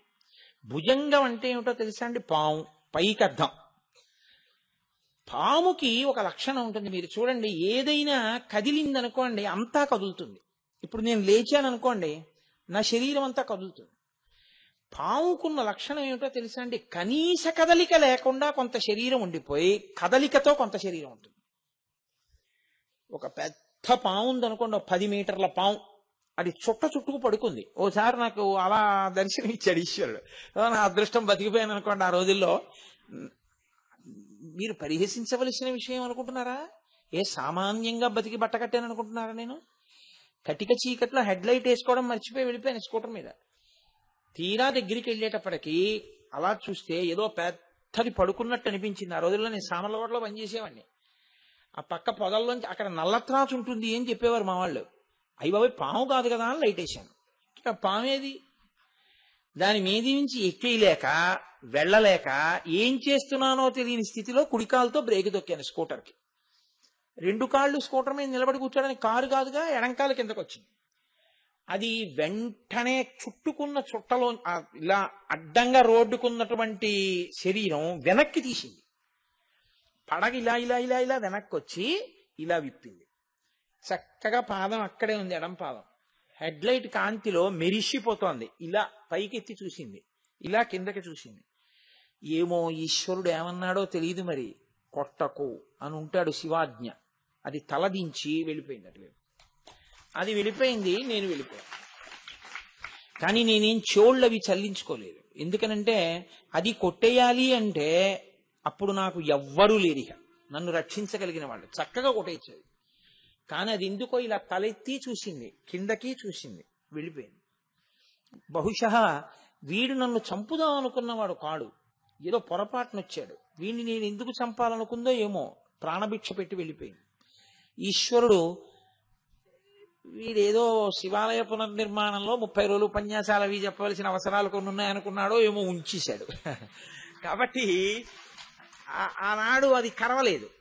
కాబట్టి అది ఏం చేస్తుందంటే, ఓ చుట్ట చుట్టుకుని పడుకుందనుకోండి, ముందు దాని తలొకటే కదులుతుంది. తలొక్కటి కదిలి వెడుతుంటే మిగిలిన చుట్ట అలాగే ఉంటుంది. చుట్టంతా ఏం కదిలిపోద్ది దానికి, ఏదో పులి పరిగెడితే లేచిపోయినట్టు, ఏనుగు పరిగెడితే ఒళ్ళు లేచిపోయినట్టు లేచిపోద్ది దానికి. మిగిలిన చుట్ట అలాగే ఉంటుంది. కొంత భాగాన్ని బయటికి వస్తుంది. ఆ తర్వాత అది వెళ్ళిపోదాము అనుకుంటే మాత్రం అలా కదిలి కదిలి కదిలి కదిలి కదిలి కదిలి వెళ్ళిపోయిన తర్వాత చిట్ట చివర తోక భాగం కదిలి వెళ్ళిపోతుంది. ఆ చుట్ట అలా విప్పుకుంటుంది, విప్పుకుని విప్పుకుని విప్పుకుని విప్పుకుని కదులుతుంది. అప్పుడు మొత్తం పాము కదులుతుంది. లేకపోతే ఒక్కొక్కసారి అక్కడ వరకే వెళ్ళి మళ్ళీ వెనక్కి వచ్చి ఇచ్చేది, చుట్టంతా కదలదు. అది కాలము యొక్క స్వరూపం. కాలము భూత భవిష్యత్ వర్తమాన అని 3 కింద కదిలిపోతుంటుంది. చుట్టొక్కటి చుట్టుకు పడుకుంటుంది పావులాగే. అది భూతకాలముగా తినేస్తుంది కొన్నింటిని. గడిచిపోయిన కాలంలో మా నాన్నగారు, మా అమ్మగారు, మా తాతగారు, మా అక్కయ్య గారు అందరూ పడిపోయారు. భవిష్యత్, ఆ భవిష్యత్తులో కూడా తింటుంది, వర్తమానమునందు తింటూ ఉంటుంది. కాలరూపంగా కదులుతుంది. ఆ కదలికకి చుట్టలు చుట్టుకున్నటువంటి ఆ పాము యొక్క శరీరం, ఆ కదలికని కాలం అంటారు. కాలమునకున్న లక్షణం ఏమిటంటే పాపపుణ్య ఫలితములనిచ్చుట, శరీరములనన్నిటినీ పడగొట్టి వేయుట. అన్ని కాలంలో పడిపోతాయి. అటువంటి కాలమునకు అందరూ పడిపోతే, కాలమునకు కాలునికి కామమునకు లొంగక కాలుణ్ణి కాముణ్ణి కూడా నియంత్రించిన వాడెవడో వాడు భర్గ. అందుకని ఆయనకి అది ఆభరణం. అది ఆయన చెవి పక్కన ఇలా పడగ విప్పుంటుంది, కానీ ఆయన ఇలా నిర్భయుడై ఉంటాడు. ఎందుకని అంటే ఆయన ఆ కాలుణ్ణి ఇటు కాముణ్ణి వశం చేసుకున్నవాడు. ఇది చెప్పడానికి ఆయన భుజంగ భూషణ కాదు. భుజంగం అన్న మాట ఎందుకు వాడారో తెలుసా అండి? భుజంగం అంటే భుజం, అది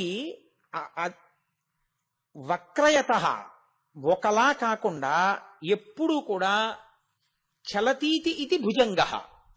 వంకర టింకర్లగా నడిచేటటువంటి అలవాటు దేనికుందో దానికి భుజంగం అని పేరు. పాముకి నిలువుగా వెళ్ళడం ఎప్పుడూ రాదు. పాము ఎప్పుడు ఇలా వంకర టింకరగానే వెడుతుంది. వంకర టింకరగా వెళ్లే అలవాటు తనంత తాను ఉండిపోయింది ఏదో తెలుసా అండి? ఇంద్రియములతో కూడిన మనసు. ఇంద్రియాలు మనసు తనంత తాను ఇప్పుడు కూడా లేస్తూనే సుప్రభాతం చేసుకుందాం, చక్కగా పూజ చేసుకుందాం, ఈ లోకాన్నంతటినీ మన కుటుంబంలా చూసుకుందాం, ఎవరి డబ్బు గురించి మనం ఆశపడద్దు, ఈశ్వరుడికి నైవేద్యం పెట్టి తిందాం, సూర్యోదయానికి లేచిపోదాం అలా అంటుంది ఏమిటి? అలా ఏమందో.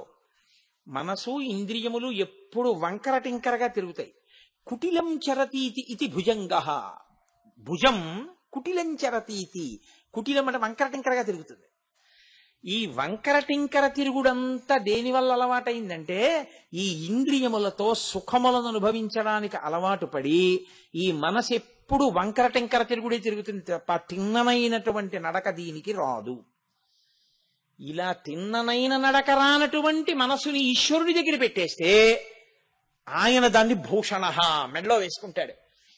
ఆ మనసుని ఆయన స్వీకరించి ఆయనే శరణాగతి చేసిన వాడి మనసుని నడిపించగలిగినటువంటి బాధ్యతని తాను స్వీకరించి మిమ్మల్ని తనకి ఆభరణంగా ఆయన స్వీకరించేస్తాడు. అందుకని ఆయన భుజంగ భూషణ. ఏమండి, మరి మేము గతంలో చేసిన పాపాలు మీరు ఒక్కటే జ్ఞాపకం పెట్టుకోండి. మీకు ఒక్కసారి భగవద్భక్తి కలిగి ఆర్తి కలిగిన తరువాత ఎలుగెత్తి త్రికరణ శుద్ధిగా మీరు పిలవడం మొదలుపెట్టిన తరువాత కూడా మిమ్మల్ని క్షమించి ఉదారుడై మిమ్మల్ని ఉద్ధరించి మీకు పలకకపోతే మీరు ప్రార్థన, పశ్చాత్తాపము, ప్రాయశ్చిత్తము ఈ మాటలకి వాంగ్మయంలో చోటు ఉండదు. ఇక ప్రార్థన అసలు నేను ఎందుకు చెయ్యాలి? నేనేదో పాపం చేశాను, ఏమీ కుదరదు, ఇప్పుడు నేను మారానంటే కుదరదు, అవి అనుభవించు అని ఈశ్వరుడు అన్నాడు అనుకోండి. అప్పుడు నేను ఇంకిప్పుడు మారడానికి అసలు ఎందుకు సాధన చేయడం, ఎందుకు ఇప్పుడు ప్రయత్నం చేయడం? నేను ఎలాగో నేను చేసినవన్నీ అనుభవించాలి, ఇప్పుడు చేసినవి ఎప్పుడో అనుభవంలోకి వస్తాయి. కాబట్టి ఆయన ఏం ఉపకారం చేస్తాడు? ఆయన ఏమీ చేయడు. మీరు ఏ కర్మలు చేశారో ఆ కర్మలు ఈశ్వరుడి కన్నా గొప్పవి కూర్చున్నాయి. అవునా కదా? మీరు కొంచెం జాగ్రత్తగా ఆలోచించండి. నేను గోదానం చేశాను, ఆయన ఫలితం ఇస్తాడు.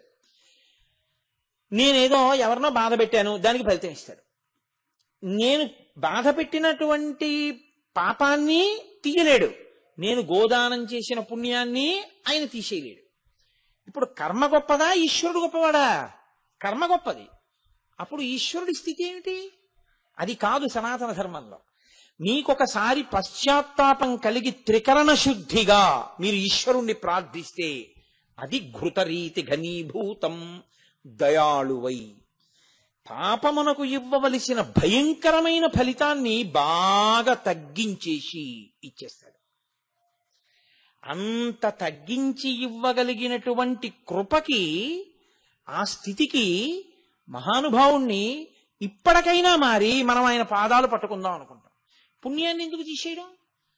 అది ఉన్నా కూడా మీరు అనుభవించడానికి శరీరంలోకి రావాలి. కాబట్టి ఇప్పుడు పుణ్యము లేదు, పాపము లేదు, అనుభవించడానికి ఏమీ లేకపోతే రావడం ఎందుకు? ఎత్తి మెళ్ళబడేసుకుంటాడు. ఇంత పాపపు నడవడి కలిగిన వాడిని ఆయనకు ఆభరణం అయిపోయాడంటే, ఒకప్పుడు పాపపు నడవడి ఇప్పుడు ఆయన మెళ్ళో ఉంటే ఆరాధనీయము. అది ఆ వాసుకి మీకు అనుగ్రహ ప్రదాత అయిపోతాడంతే జీవుడు, ఆ స్థితిని పొందేస్తాడు. ఇది చెప్పడానికి ఆయన భుజంగభూషణ. భక్తి అన్న మాటకు అర్థం ఏంటి? వేదం చెప్పింది చేస్తే కదా భక్తి. అప్పుడు భక్తి లేని స్థితే, భక్తి ఉన్న స్థితే అది. అది మెట్ట వేదాంతం అంటారు, అర్థం లేని వాదం, అది పిడివాదం. కాబట్టి ఆ స్థితిలో ఎవడు నిలబడతాడో వాడికి ఆ కర్మలు మళ్ళీ ఇంకా ఫలితాన్ని ఇవ్వడము అనేటటువంటిది ఉండదు. ఆయన ఖాతాలో ఆఖరికి వెళ్ళేటప్పటికి ఈశ్వరుడు ఏం చేస్తాడంటే కుడి చేతి వైపు పేజీ మీద ఇలా కొట్టేస్తాడు. ఏం లేదు, పాపం తీసేశాను, పుణ్యం తీసేశాను. పుణ్యం లేదు, పాపం లేదు, అనుభవించడానికి ఏం లేదు. కాబట్టి ఏం చేస్తాడు? నవ్వుతూ వెళ్ళిపోయే స్థితి ఇచ్చేస్తాడు. నవ్వుతూ వెళ్ళిపోయాడు కదా, రావక్కర్లేదు, తన మెళ్ళో పడేసుకుంటాడు. అది పాము అని మీరు అనుకుంటున్నారు, కానీ ఇప్పుడు అది భుజంగభూషణ, తన మెళ్ళో వేసుకుంటాడు. ఇది ఆయన ఇవ్వగలడు కాబట్టి ఇమ్మని ప్రార్థించారు. నేనేమీ చెయ్యలేదని చెప్తున్నాను, నన్ను అనుగ్రహించన్నారు కొంతమంది. శ్రీశైలేషు భజింతునో యభవ కాంచీనాథు సేవింతునో కాశీవల్లభు కల్వబోధున మహాకాళేషు పూజింతునో నా శీలం మణువైన మేరుమణుచున్ రక్షింపవే నీ కృపాశ్రీ శృంగార విలాసహాసముల చేసి కాళహస్తీశ్వర అంటాడు ధూర్జటి.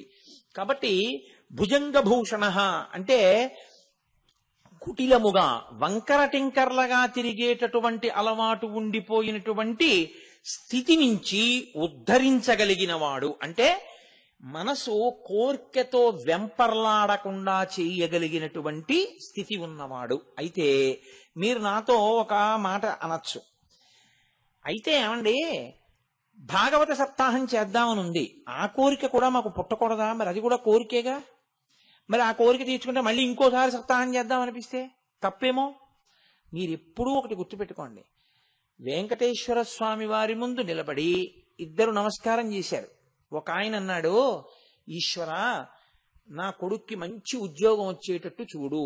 ఇప్పుడు ఆయన కామిత భక్తుడు, ఆయనకి కామ్యముతో నమస్కరించినాడు. ఇంకొక ఆయన అన్నాడు, ఈశ్వర మా ఊళ్ళో వెంకటేశ్వర వైభవం చేద్దాం అనుకుంటున్నాం, నిర్విఘ్నంగా వెంకటేశ్వర వైభవం యొక్క ప్రయోజనం అందరికీ అందేటట్లుగా చూడు అన్నాడు.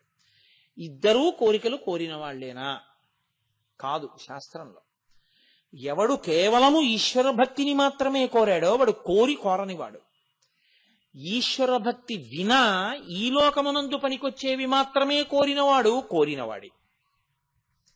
కాబట్టి భాగవత సప్తాహం చేయడం కోరికేనా అంటే కోరిక లేని స్థితే అవుతుంది అది.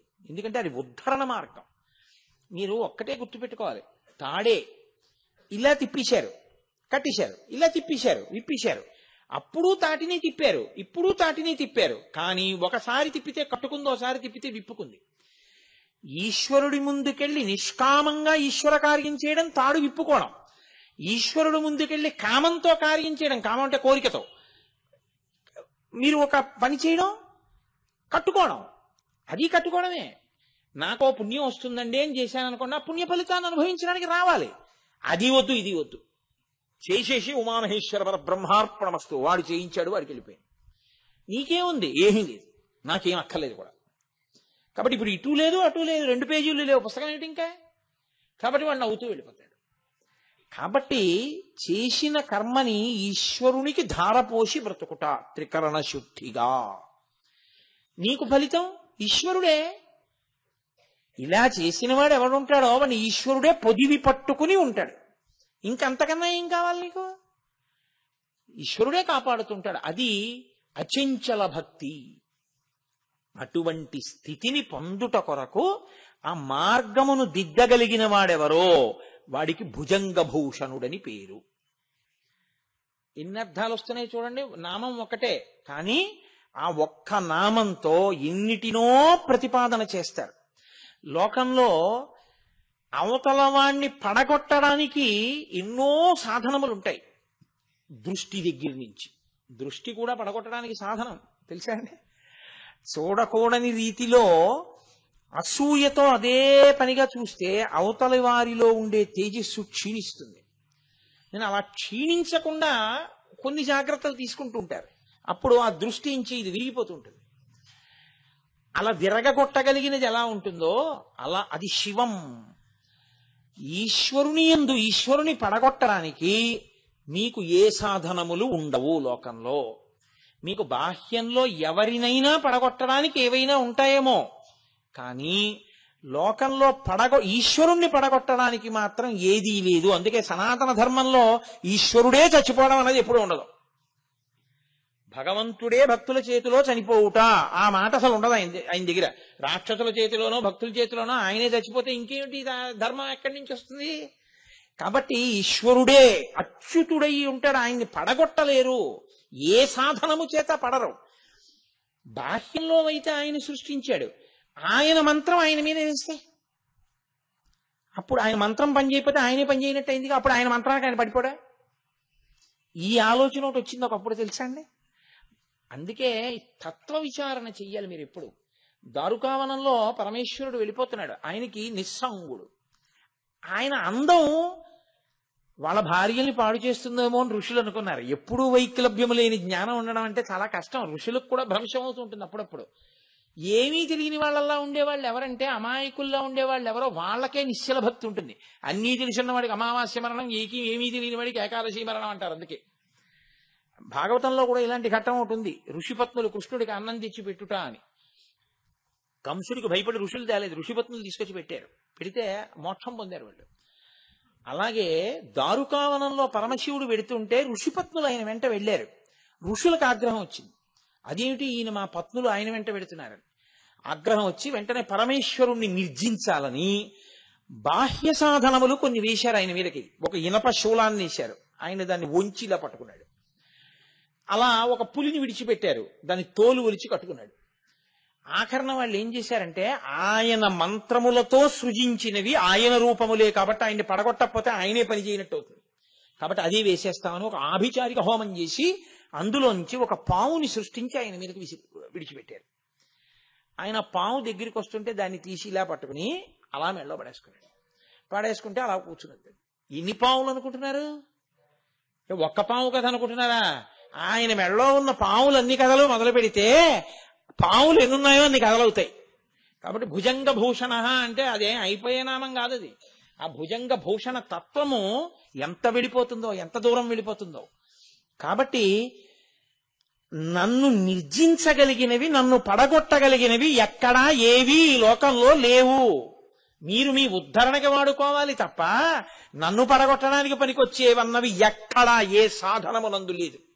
నేను అచ్యుతుడను, అన్ని నా ఎందు లీనమైపోవలసిందే తప్ప నన్ను పడగొట్టగలిగినవి లేవు. ఇది నిరూపించడానికి ఆయన పావును తీసి మెళ్ళో వేసుకున్నాడు. కాదు, ఇంకొక అర్థం ఏమిటో తెలుసా అండి? పాము రెండిటిని సంకేతిస్తుంది. ఒక పాము మనం శాస్త్రంలో ఎలా చెప్తామంటే నీచమైన పాము అని చెప్తాం. ఇంకొక పాము ఎప్పుడూ అనుగ్రహ స్వరూపమైన పాము అని చెప్తాం. అందుకే మీరు చూడండి, నాగస్పర్శ లేని దేవత ఉండరు. అసలు మీకు యథార్థంగా మాట్లాడితే మనం అంటే యజ్ఞోపవీతం నూలుతో చేసింది వేసుకుంటాం. పరమేశ్వర స్వరూపాలు ఏవి కూడా యజ్ఞోపవీతాలు నూలుతో చేసినవి కాని బంగారంవి కాని వేసుకో. అవి నాగ యజ్ఞోపవీత ధారిణం. ఆయన నాగమును యజ్ఞోపవీతంగా వేసుకుంటాడు, పావుని వేసుకుంటాడు యజ్ఞోపవీతంగా. శ్రీ మహావిష్ణువు నాగశయనుడు, ఆయన శేషుడి మీద పడుకుంటారు. పరమశివుడు నాగాభరణుడు. వినాయకుడు ఏదో వడ్డాణం పెట్టుకున్నట్టు పావును దాన్ని ఇలా తీసుకొచ్చి ఇలా ముడేసుకుంటాడు. ముడేసుకుంటే అది ఇలా పడగ విప్పి ఆ భజనంతటిని చుట్టూ ఇలా ఉంటుంది, అదో వడ్డాణంలా ఉంటుంది ఆయనకి. మీరు ఎవరిని చూడండి, ప్రతి వాళ్ళకి నాగము ఆభరణమై ఉంటుంది, నాగాభరణము ఉండి తీరుతుంది. అసలు ఇంకా మాట్లాడితే నాగాభరణాలు పెట్టుకున్నారని శ్రీ మహావిష్ణువు ఈ పక్కన పెట్టుకున్న వాటికి ఇలా పడగలు పట్టుంటాయి, నాగాభరణం పెట్టుకున్నాడంటారు. అందుకే చంద్రశేఖర భారతీ స్వామి వారి దగ్గరికి కొంతమంది వెళితే ఆయన అందరినీ పేర్లు అడిగితే చెప్పారు. ఒక ఆయన వీళ్ళందరూ వెళ్ళిపోయాక చెప్తానన్నారు. ఏమలాగా అంటే కాదులేడి చెప్పుకోవడానికి కొంచెం మొహమాటం అన్నాడు ఆయన. అందరూ వెళ్ళిపోయాక ఏమిటి నీ పేరు అన్నారు ఆయన. భుజంగం అండి అన్నాడు. భుజంగం అంటే చెప్పడానికి భయం ఎందుకు అన్నారు ఆయన. భుజంగం అంటే పాము కదండి, సిగ్గేసి చెప్పలేదన్నాడు. అంటే ఆయన అన్నారు, చంద్రశేఖర భారతీ స్వామి వారు, మీ నాన్నగారు అమ్మగారు చాలా దూరదృష్టి ఉన్నవారు. లోకంలో అన్నిటికన్నా తక్కువ విలువ ఉన్నదాన్ని అలా పడేస్తారు, బాగా విలువైన దాన్ని బీరువాలో పెట్టి దాచుకుంటారు దొంగలకి దొరకకూడదని. ఇంటికెళ్ళి ఉత్తరీయం తీసి అలా పడేస్తాను, లాల్చీ తీసి ఉతకడానికి పడేస్తాను. మెళ్ళో రుద్రాక్షమాల మాత్రం జాగ్రత్తగా పెట్టుకుంటాను. అలాగే భుజంగం పాము విష్ణువుకి శయనం, ఆయనకి ఆభరణం. కాబట్టి నిన్నెవరో ఒకరు చూడటం కాదు, శివకేశవులు ఇద్దరు కూడా జాగ్రత్తగా చూస్తారు. అందుకని మీ వాళ్ళు నీకు భుజంగం అని పేరెడితే చెప్పడానికి మొహమాట పడతానటో, నీకన్నా గొప్ప పేరు ఎవరికి ఉందన్నారు ఆయన. నువ్వు చూసే దృష్టికోణంలో ఉంటుంది భక్తి అన్నది. కాబట్టి ఒక పాము ఎప్పుడూ పాడు చేస్తుంటుంది. ఏది ఆ పాము అంటే దేవతలలోనే ఉండేటటువంటి దేవతా స్వరూపం రోహిణీ శక్తి అంటారు. ఆవిడేం చేస్తుందంటే మనం తిన్నటువంటి ఆహారంలో అత్యంత సూక్ష్మతమైనటువంటి దాన్ని చాలా తక్కువ అంత శక్తివంతంగా మార్చి శరీరంలో తేజస్సుగా తయారు చేస్తుంది ఆవిడ. అధోముఖంగా పాడు చేసే పాము అన్న దానికి అర్థం ఏమిటో తెలుసా అండి? ఆ పాము అది తల ముందు లోపలికి పెట్టి పుట్టలోకి వెళ్ళిపోయే పాము అనమాట. అది ఏం చేస్తుందంటే ఆ తేజస్సుని లౌకికమైనటువంటి స్త్రీ పురుష సంబంధమైన కామము కల్పించి విశేష కామము వలన అర్థం పర్థం లేకుండా శరీరంలో ఉన్న తేజస్సు నిరంతరం క్షయమైపోయేటట్టుగా చేస్తుంది. దాని వలన తేజోహీనుడై ప్రాణశక్తి గ్రసించబడి ఓజోశక్తి పెరగక, జ్ఞాపక శక్తి ఉండక, విషయాలని ధారణ చెయ్యలేక, ఆసన శుద్ధితో కూర్చోలేక, ఈశ్వరుడు యందు జ్ఞాననేత్రము తెరవలేక ధ్యాన శక్తి నశించిపోతూ ఉంటుంది. దానివలన ఈశ్వరుణ్ణి చేరలేడు.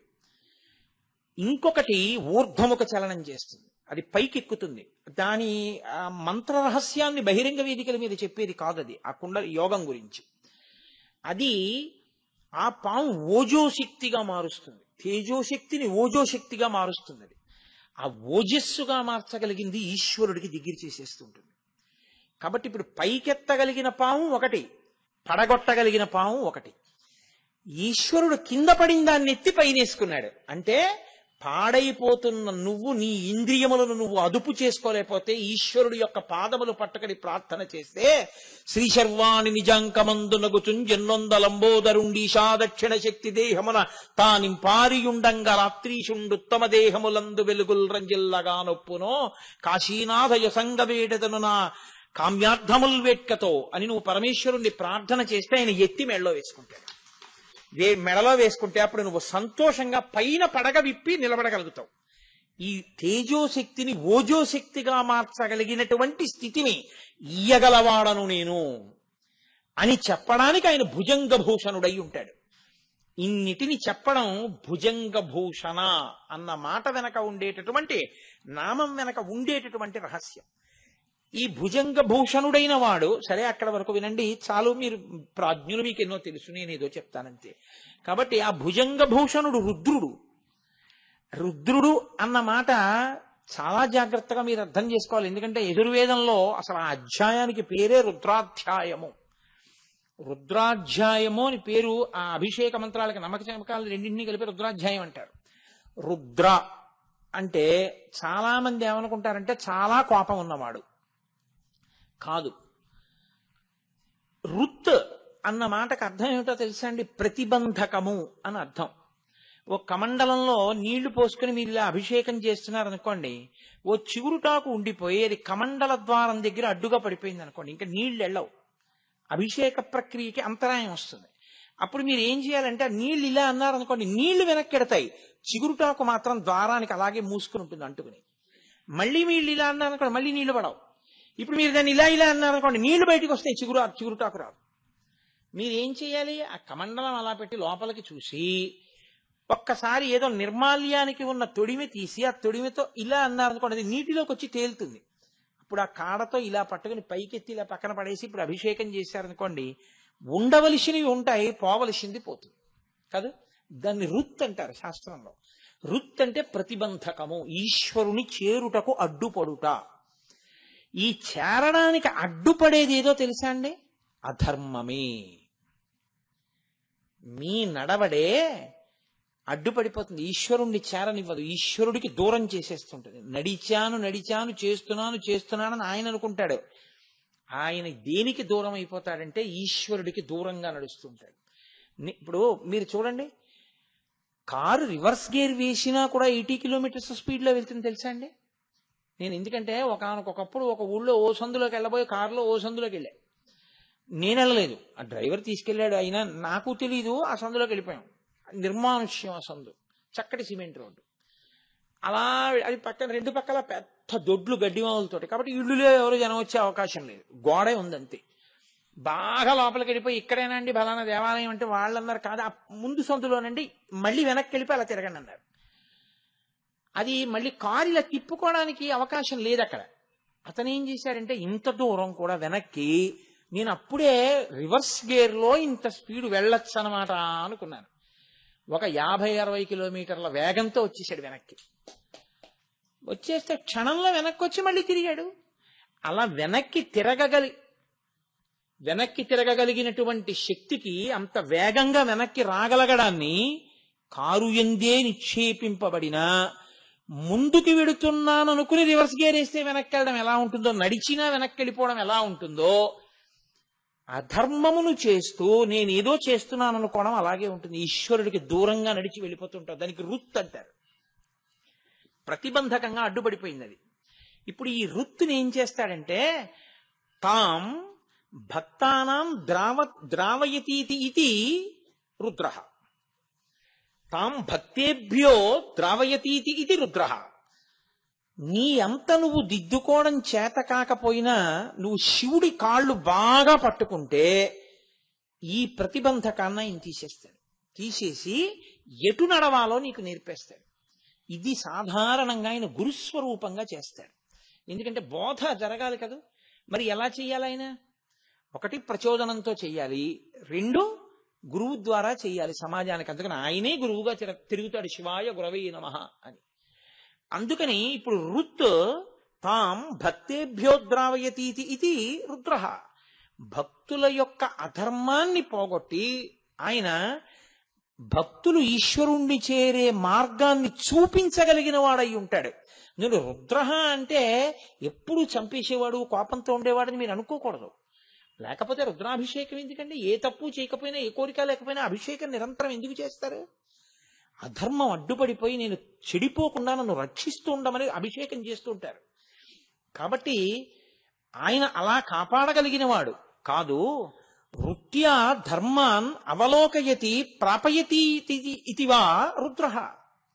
వృత్యా అంటే వాక్కు, వాక్కు చేత అవలోకయతి ప్రాపయతీతి, ఆయన మీకు బోధ చేసి ఆ బోధని మీరు ఆచరించడం వల్ల సంతృప్తి చెంది తాను మిమ్మల్ని పొందేస్తాడు, లేదా మీరు ఆయన్ని పొందే శక్తిని మీకు ఇచ్చేస్తాడు. అలా ఇవ్వగలిగిన వాడు కాబట్టి ఆయన రుద్రః కాదు, ఘోర రూపంతో ఉంటాడు ఆయన. అదే పనిగా అధర్మం చేసేవాడి పట్ల ఘోర రూపుడై పాప ఫలితాన్ని ఇస్తాడు, అప్పుడు పడగొడతాడు, అప్పుడు రుద్రః.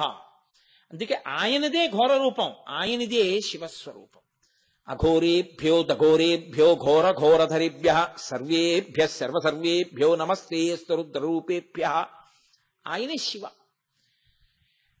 ఆయనే ఘోర రూపం, ఆయనే శివస్వరూపం. ఎలా అవుతాడు అంటే పాప ఫలితాన్ని ఆయన ఇస్తున్నప్పుడు నీలో ఒక మార్పు రావాలి. ఏదో చేసి ఉండకపోతే నాకు ఇంత దుఃఖం రాదు, ఎంత తప్పు చేస్తే ఈ దుఃఖం వచ్చిందో కాబట్టి భరించలేను ఈ దుఃఖాన్ని అనుకుంటే నేను ఇక నుంచి తప్పులు చెయ్యవద్దు అన్న మార్పు వచ్చిందనుకోండి, అది శివానుగ్రహం. నాకు ఈశ్వరుడు ఏం చేశాడండి అని శివుడి కాళ్ళు వదిలేసావనుకో, నీకు ఆసురీ ప్రవృత్తి బాగా ఉంది అని గుర్తు, ఇంకా చెడిపోవడానికి సిద్ధపడ్డాడు అని గుర్తు. అందుకే దుఃఖం వచ్చినప్పుడే భగవంతుణ్ణి గట్టిగా పట్టుకోవాలి. రెండో విచిత్రం ఏమిటో తెలుసా అండి, అసలు భగవంతుణ్ణి బాగా పట్టుకోవడానికి అవకాశం దుఃఖం ఉంటేనే. అందుకే కుంతీదేవి అంది, నాకు అసలు సుఖం వద్దు, దుఃఖమే ఇయ్యండి. దుఃఖమే ఇస్తే నిన్ను బాగా పట్టుకుంటాను, అంతకన్నా కావలసిందే ఉంది. దుఃఖం ఉంటే ఉంది, నిన్ను పట్టుకుంటానుగా, దుఃఖం ఇస్తూ ఉన్నది. ఆ కోణంలో విచారణ వచ్చిందనుకోండి, జీవిత గమనం వేరుగా ఉంటుంది. అసలు అలా విచారణ రాలేదనుకోండి, ఎప్పుడూ ఒకటే అడుగుతుంటే సుఖం కావాలి, సుఖం కావాలి, సుఖం కావాలి, సుఖం కావాలి. సుఖం కావడానికి పుణ్యం ఒకటే చేసావా? పోనీ ఇప్పుడు చేస్తున్నావా పుణ్యం ఒకటే? చేయట్లా పాపం, మరి ఎవరు అనుభవిస్తారు? అనుభవించాలి. కాబట్టి ఈశ్వరా నేను పాపము చేయకుండా ఉండాలి ఆయనకి చెప్పి నీ నడుబడిని నియంత్రించమని ఆయన అడుగు, అప్పుడు ఆయన నీ నడవడిని నియంత్రిస్తాడు. అది శరణాగతిలోకి ఎడుతుంది. కాబట్టి ఆయన లోకమునకు ధర్మాన్ని చెప్తూ ఉంటాడు. ఇలా ఉండవద్దు, ఇలా ఉండవద్దు అని చెప్పి ఎవడు ఎలా ఉండాలని చెప్పాడో అలా ఉండగలిగిన స్థితిని పొందగలిగితే వాడు ఆయనని పొందేస్తాడు చెట్ట చివర. ఇందులో గమ్మత్తొక్కటే, మీరు కొంచెం జాగ్రత్తగా పట్టుకునే ప్రయత్నం చేయండి. నిషిద్ధ కర్మ, విహిత కర్మ అని రెండు ఉంటాయి. విహిత కర్మ ఏదో కారణానికి చేస్తాడు, ఆలస్యమో ముందో ఏదో ఒకటి. రోజు స్నానం చెయ్యాలి సుమండి అని నేను అన్నాను అనుకోండి, 12ంటికో చేస్తాడు, 1 గంటకో చేస్తాడు, 10ంటికన్నా చేస్తాడు, తెల్లారకట్టన్నా చేస్తాడు. ఓ అగరత్తు మీరు ఈశ్వరుడికి చూపించండి అన్నాను అనుకోండి, ఏదో అగరత్తు చిన్నదో పెద్దదో పొడుగుదో పొట్టిదో ఏదో అగరత్తు చూపిస్తాడు. మీరు సూర్యాస్తమయ సమయంలో ఎప్పుడూ నిద్రపోకండి అని నేను అన్నాను అనుకోండి, దీనికి ప్రాయశ్చిత్తం మళ్ళీ ఆయన కనపడ్డప్పుడు అడుగుదాం లేని పడుకుంటాడు. నిషిద్ధ కర్మ చెయ్యకుండా ఉండలేడు, విహిత కర్మ ఎలాగో అలా చేస్తాడు. ఇది చెయ్యొద్దు అన్నదాన్ని చెయ్యకుండా ఉండగలిగితే లోకంలో ఇంత శాస్త్రం అక్కర్లేదు. ఒక్క మాట చెప్పేస్తే అయిపోలేదండి, అందరూ పుణ్యాత్ములే. నిషిద్ధ కర్మాచరణము చెయ్యకుండా మనం ఉండలేము. ఇప్పుడు ఈశ్వరానుగ్రహం కలగడం అన్న మాట ఎక్కడ మొదలవుతుందో నేను మీకు చెప్తాను, కొంచెం జాగ్రత్తగా పట్టుకోండి. అక్కర్లేని తిరుగుడు తిరిగేవాడు పూర్వం. సాయంకాలం అయింది అంటే ఇక వీధిలో తిరగడమే. ఇప్పుడు వీధిలో తిరగడం నిషిద్ధ కర్మ, అక్కర్లేని దానికి అలా తిరుగుతూ ఉండకూడదు. తిరిగితే నువ్వు గుళ్ళోకి వెళ్ళి ప్రదక్షిణం చేయాలి, లేకపోతే ధ్యానం చేయాలి, లేకపోతే ఓ సద్గంధ పఠనం చేయాలి, లేకపోతే ఓ 4 మంచి మాటలు మాట్లాడుతూ ఉండాలి. ఇవేమీ చేయకుండా, విహిత కర్మ చేయకుండా నిషిద్ధ కర్మ చేస్తున్నావు. శివానుగ్రహం ప్రారంభమైందని గుర్తేమిటో తెలుసా అండి? ఆయన మీకు గుళ్ళో కనపడకపోవచ్చు, ఆయన పుస్తకాలు చదువుకోపోవచ్చు, ఆయన ధ్యానం చేయకపోవచ్చు, రోడ్డు మీద తిరగట్లేదు. మీరు పట్టుకున్నారా లేదో? నిషిద్ధ కర్మ ఆగిపోయింది. నిషిద్ధ కర్మ ఆగింది అంటే జన్మ జన్మాంతరాలుగా తరువుకొస్తున్నటువంటి పెద్ద వ్యసనం ఒకటి తప్పిపోయింది. అసలు ముందు ఈశ్వరానుగ్రహాన్ని పొందుతున్నాడు అని గుర్తేమిటంటే నిషిద్ధ కర్మ ఆగుతుంది. విహిత కర్మ ఏం చేస్తుందో తెలుసా అండి? ఉత్తినే ఉండలేడు. కాబట్టి ఏం చేస్తాడంటే ఇది మొదలెడతాడు. అప్పుడు దీని యందు ప్రీతి రావడం, అలా చేయడం, ఈశ్వరుణ్ణి పొందడం మార్గం ఒకటి వచ్చేస్తుంది. ఉత్తర జన్మలు పాడైపో. లేకపోతే ఏమవుతుందంటే నిషిద్ధ కర్మ వల్ల ఉత్తర జన్మలు నశించిపోతాయి, పాడైపోయి తిరియక్కైపోతాడు. అయిపోకుండా కాపాడుతుంటాడు, అది రుద్రుడు అన్న మాటకు అర్థం. నువ్వు ఆయన కాళ్ళు పట్టుకుంటే, నువ్వు ఆయనకి నమస్కారం చేస్తే, ఆయన దగ్గరికి వెళ్ళి చెప్పుకుంటే ఆయన నిషిద్ధ కర్మని భంజించగలిగిన శక్తి నీకు ఇచ్చేస్తాడు. అంతే, నీకు ఉద్ధరణ మొదలైపోయిందండి. మీరు ఒక్కటే గుర్తుపెట్టుకోండి, ఇటువైపు వెడితే శ్రీశైలం వస్తుంది, ఇటువైపు వెడితే మళ్ళీ కాకినాడ వెళ్ళిపోతారు. మీరు శ్రీశైలం వెళ్ళాలి, కాకినాడ నుంచి బయలుదేరి ఇలా వెళ్ళిపోతున్నారు. ఇలా వెళ్ళిపోతే శ్రీశైలం వెళ్ళాలి. పొరపాటున ఎక్కడో ఆగి కాసేపు విశ్రాంతి తీసుకుని అటు తిరిగి ఇటు తిరిగి తిరగడంలో, ఏదో సందులోకి వెళ్ళి తిరిగి రావడంలో ఏమైందంటే వెనక్కి వచ్చి, నేను ఒకసారి అలాగే చేశాను. ధర్మస్థలిలో మోహన్ రావు ఇక్కడే ఉన్నారు, మేము ఆయన కలిసి సాయంకాలం 6 గంటలకి కార్యక్రమం శృంగేరి వెళదామని, రాత్రి 9కో 10కో మేము మళ్ళీ ధర్మస్థలం వచ్చేసాం. అంటే మేము ఏ రోడ్డు మీద వెళ్ళామన్నమాట, కొంత దూరం శృంగేరి వైపుకి వెళ్ళి మళ్ళీ ధర్మస్థలం వచ్చే రోడ్డు ఎక్కేసి వెనక్కి వచ్చేసాం అనమాట. వెనక్కి వచ్చేయడం నిషిద్ధ కర్మ. కనీసంలో కనీసం అరే మళ్ళీ ధర్మస్థలం వైపు వెళ్ళిపోతున్నామని మనం ఆగేమనుకోండి, ఇంత వెనక్కి వెళ్ళావుగా, దారి ఎక్కడ తప్పావో అక్కడ దిద్దుకుంటావు. అసలు ఆగకుండా అదే పనిగా వెనక్కి వెళ్ళిపోతే స్పీడ్గా శృంగేరి వెళ్ళిపోతున్నారు అంటే, అలా వెళ్లకుండా ఆగితే చాలు, కొంత నీకు కలిసి వస్తుంది. నిషిద్ధ కర్మని చెయ్యకుండా ఉండగలిగిన బలం వస్తే చాలు, వాడు ధన్యుడు. అలాంటి బలం ఎక్కడ మొదలవుతుందో తెలుసా అండి? రుద్రానుగ్రహంగానే మొదలవుతుంది. అందుకే ఏ నక్షత్రంలో పుట్టాడని చూడకూడదు. పిల్లాడో పిల్లో పుట్టగానే రుద్రాభిషేకాలు జరగాలి. ఎందుకంటే వాళ్ళు దారి తప్పిపోకుండా రక్షించమని ఈశ్వరుణ్ణి అడగాలి. పనికి మాలిన ఖర్చు అంతా ఎంతైనా పెట్టేసి ఈ నక్షత్రంలో పుడితే ఏమీ చేయించక్కర్లేదా అని అడగకూడదు. ఏమీ చేయించొద్దని చెప్పినా నీ మోహం నేను రుద్రాభిషేకం చేయిస్తానని చెప్పాలి. చెప్పి చేయించుకోవాలి నువ్వు 4 మాటలు. నీ పిల్లల మీద పేరు మీద నీ పేరు మీద అభిషేకం జరుగుతూ ఉండాలి. అభిషేకం జరగకపోతే ఎలా వస్తుంది నీకు అసలు నిషిద్ధ కర్మని బంధించగలిగిన శక్తి? కాబట్టి ఇది ఈశ్వరానుగ్రహం. తర్వాత విహిత కర్మాచరణం వైపుకి ఒక్క మాట చెప్పిన ఉపన్యాసం పూర్తి చేసేస్తాను ఇవాళ. ధర్మం నడవడమే, ధర్మం పట్టుకోవడమే. ఇప్పుడు ధర్మం పట్టుకోవడం అంటే ఒక్క మాట చెప్పి వెళ్ళిపోతానన్నావు. ధర్మం అంటే స్నానం చేయడమా, పూజ చేయడమా, ఏం చేయడం? మనుష్యులకు సంబంధించినంత వరకు పరమధర్మం ఏమిటో తెలుసా అండి? మీ బాధ ఏదో దాన్ని ఇతరుల యందు కూడా మీరు చూసి ఆ బాధ తీర్చడానికి మీకున్నది మీరు ఇవ్వగలిగిన ప్రజ్ఞ మీ యందు పెంచుకొనుట. ఇందులో అన్నిటికన్నా పెద్ద బాధ ఏదో తెలుసా అండి? ఆకలియే. ఆకలి తట్టుకోలేని బాధ. అన్ని దానముల కన్నా అన్నదానము మిన్నా అని ఎందుకంటారంటే, ఆ బాధ ఉంటే వాడు ఏమీ చేయలేడు. పట్టెడన్నం నువ్వు పెట్టగలిగితే అంతకన్నా గొప్పది లోకంలో లేదు. కానీ దీనికి వచ్చిన పెద్ద సమస్య ఏమిటో తెలుసా అండి? ఇష్టాపూర్తములు అని మనకి శాస్త్రంలో 2 మాటలు ఉంటాయి. అన్నం పెట్టడం అంటే అన్నం పెట్టేయడం కాదు, మీరు తెలుసుకుని చెయ్యాలి. ఇష్టాపూర్తములు అంటారు. పూర్తము అన్న మాటకు అర్థం ఏంటంటే అందరి చెయ్యి పడితేనేది శ్రేష్టము అని. పూర్తము ఒక గుడి కట్టుట, శివాలయ పునర్నిర్మాణానికి నేను ఎవరికో అయ్యా నేను వచ్చి మీకు 20 రోజులు ఉపన్యాసాలు చెప్తాను, మీరు ఒక్క 10 లక్షలు ఇవ్వండి అని చెప్పి పట్టుకొచ్చి 10 లక్షలు ఇప్పించేసాను అనుకోండి, అది గొప్పదేం కాదు, ఆయన గొప్పవాడు. ఓ హుండీ పెడతాను, మనందరం తలకో చెయ్యి వేసి గుడి కట్టుకుందాం అంటే ఆ హుండీలో కొంత డబ్బు వచ్చింది అనుకోండి, అది పూర్తము. రిక్షా తొక్కేవాడి దగ్గర నుంచి కాలు మీద కాలేసుకు బతికేవాడి ద్రవ్యంతో కలిపి ఆ డబ్బు ఉంది. ఇప్పుడు ఆ డబ్బుతో గుడి వస్తోంది. అందరూ కలిపి గుడిని బతికించుకున్నారు. పూర్తం. పూర్తం ఎప్పుడు అందరం కలిసి చేయడం మంచిది. పల్లకి పట్టుకోవాలి, అందరం పల్లకి పట్టుకుంటాం. రథం లాగాలి, అందరం లాగాలి. గుడి కట్టాలి, అందరం కట్టాలి. ఉత్సవం చెయ్యాలి, అందరం కలిసి చెయ్యాలి. నీకు ఆకలేసింది, నువ్వు ఒక్కడివే తినాలి. అది ఇష్టం. ఇష్ట అంటే ఏమిటో తెలుసా అండి? శాస్త్ర పఠనము, అనుష్ఠానము, ఉపాసన, యజ్ఞయాగాది క్రతువులు నీ ఒక్కడివే చేస్తూ ఉండడం. ఈ 2 చేస్తే ఏమవుతుందంటే చిత్తశుద్ధి వస్తుంది. మీకు వెంటనే అది ఏదో గొప్పగా ఈశ్వరానుగ్రహాన్ని ప్రసరించేస్తుందని నేను అంటలేదు, చిత్తశుద్ధి వస్తుంది. ఈ చిత్తశుద్ధి వస్తుందన్న మాట ఎందుకంటున్నానో తెలుసా అండి? అది పాడు కూడా చేసేస్తుంది. అందుకే పెళ్లి చేసేటప్పుడు పెళ్లి కొడుకుని తీసుకొచ్చి వీడికి పిల్లనివ్వచ్చా ఇవ్వకూడదా ఎవరు చెప్పాలో తెలుసా? కన్యాదాత గారు కాదు పిల్లనిచ్చేయడానికి సిద్ధపడవలసింది, తండ్రి కాదు వీడికి పిల్లనిచ్చేయండి అని చెప్పేది.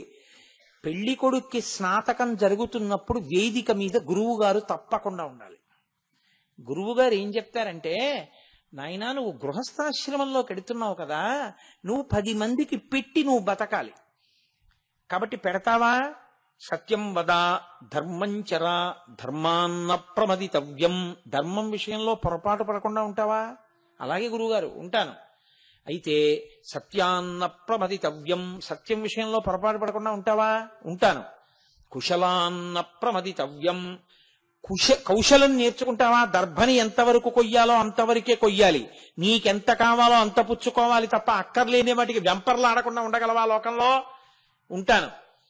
10 మందికి పెడతావా? పెడతాను. ఇచ్చేటప్పుడు ఎలా పెడతావు? ఎందుకో తెలుసా అండి, పెట్టడమే కొంప ముంచడం మొదలెడుతుంది. ఏమిటో తెలుసా కారణం? ఆయన దాత ఒక పేరు వస్తుంది. ఇప్పుడు అందరూ ఆయన్ని చూసి ఏమండం మొదలెడతారంటే, మహానుభావుడండి, ఆయన ఎన్నిచ్చాడో తెలుసా, ఆయన ఎన్నిచ్చాడో తెలుసా. పాపం ఆయన ఉద్ధరణ పొందుదామని మొదలెట్టాడు, ఈశ్వరుణ్ణి చేరుకుందామని మొదలెట్టాడు, ఈశ్వరుడి గురించి ప్రస్తావన మొదలెట్టాడు. అందరూ కలిసి ఆయనేనండి అంత ఇచ్చాడు, ఆయనేనండి అంత ఇచ్చాడు అని అస్తమానం అంటుంటే, నేనేనండి అంత ఇచ్చాను అన్నది ఆయనకు వస్తుంది. ఈ అహంకారం ఏం చేస్తుందంటే పడగొట్టేస్తుంది. ఇది పడగొట్టకుండా ఉండడానికి గృహస్థాశ్రమంలో వెళ్ళిన వాడికి ఏం చెప్తారో తెలుసా అండి? శ్రియాదేయం. నువ్వు ఇచ్చేటప్పుడు శ్రియాదేయం, హ్రియాదేయం, సంవిధాదేయం, శ్రద్ధయా దేయం, అశ్రద్ధయా అదేయం. శ్రద్ధగా ఇవ్వాలి సుమా, సిగ్గుపడుతూ ఇవ్వాలి సుమా, లజ్జతో ఇవ్వాలి సుమా, భయపడుతూ ఇవ్వాలి సుమా. ఎందుకని? మిగిలిన దేశాలకి మన దేశానికి తేడా ఎక్కడో తెలుసా అండి?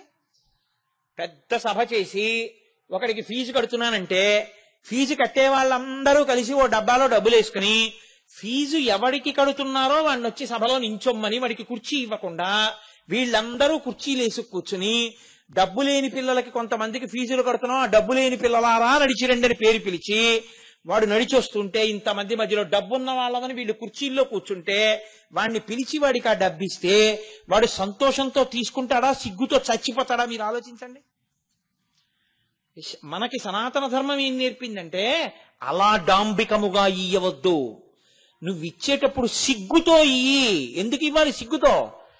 ఈశ్వరా, ఇది ఎవరికన్నా తెలిసిపోయిందేమో నేను ఇచ్చానని, సిగ్గుతో ఇయ్యి. ఈశ్వరా, నువ్వు నాకు ఇచ్చినంత నేను నిజంగా ఇచ్చేస్తున్నానా? సిగ్గుపడుతూ ఇయ్యి. ఈశ్వరా, అతనికి నిజంగా ఆర్తి తీరగలిగినంత నేను ఇవ్వగలుగుతున్నానా? లజ్జతో ఇయ్యి. ఇచ్చేటప్పుడు పుచ్చుకుంటున్నవాడు కాదు ప్రయోజనం పొందుతున్నది, నీవు ప్రయోజనం పొందుతున్నావని గుర్తిరిగి ఇయ్యి. ఇది సంవిధాదేయం. బాగా తెలుసుకుని ఇయ్యి. ఏమిటి తెలుసుకుని?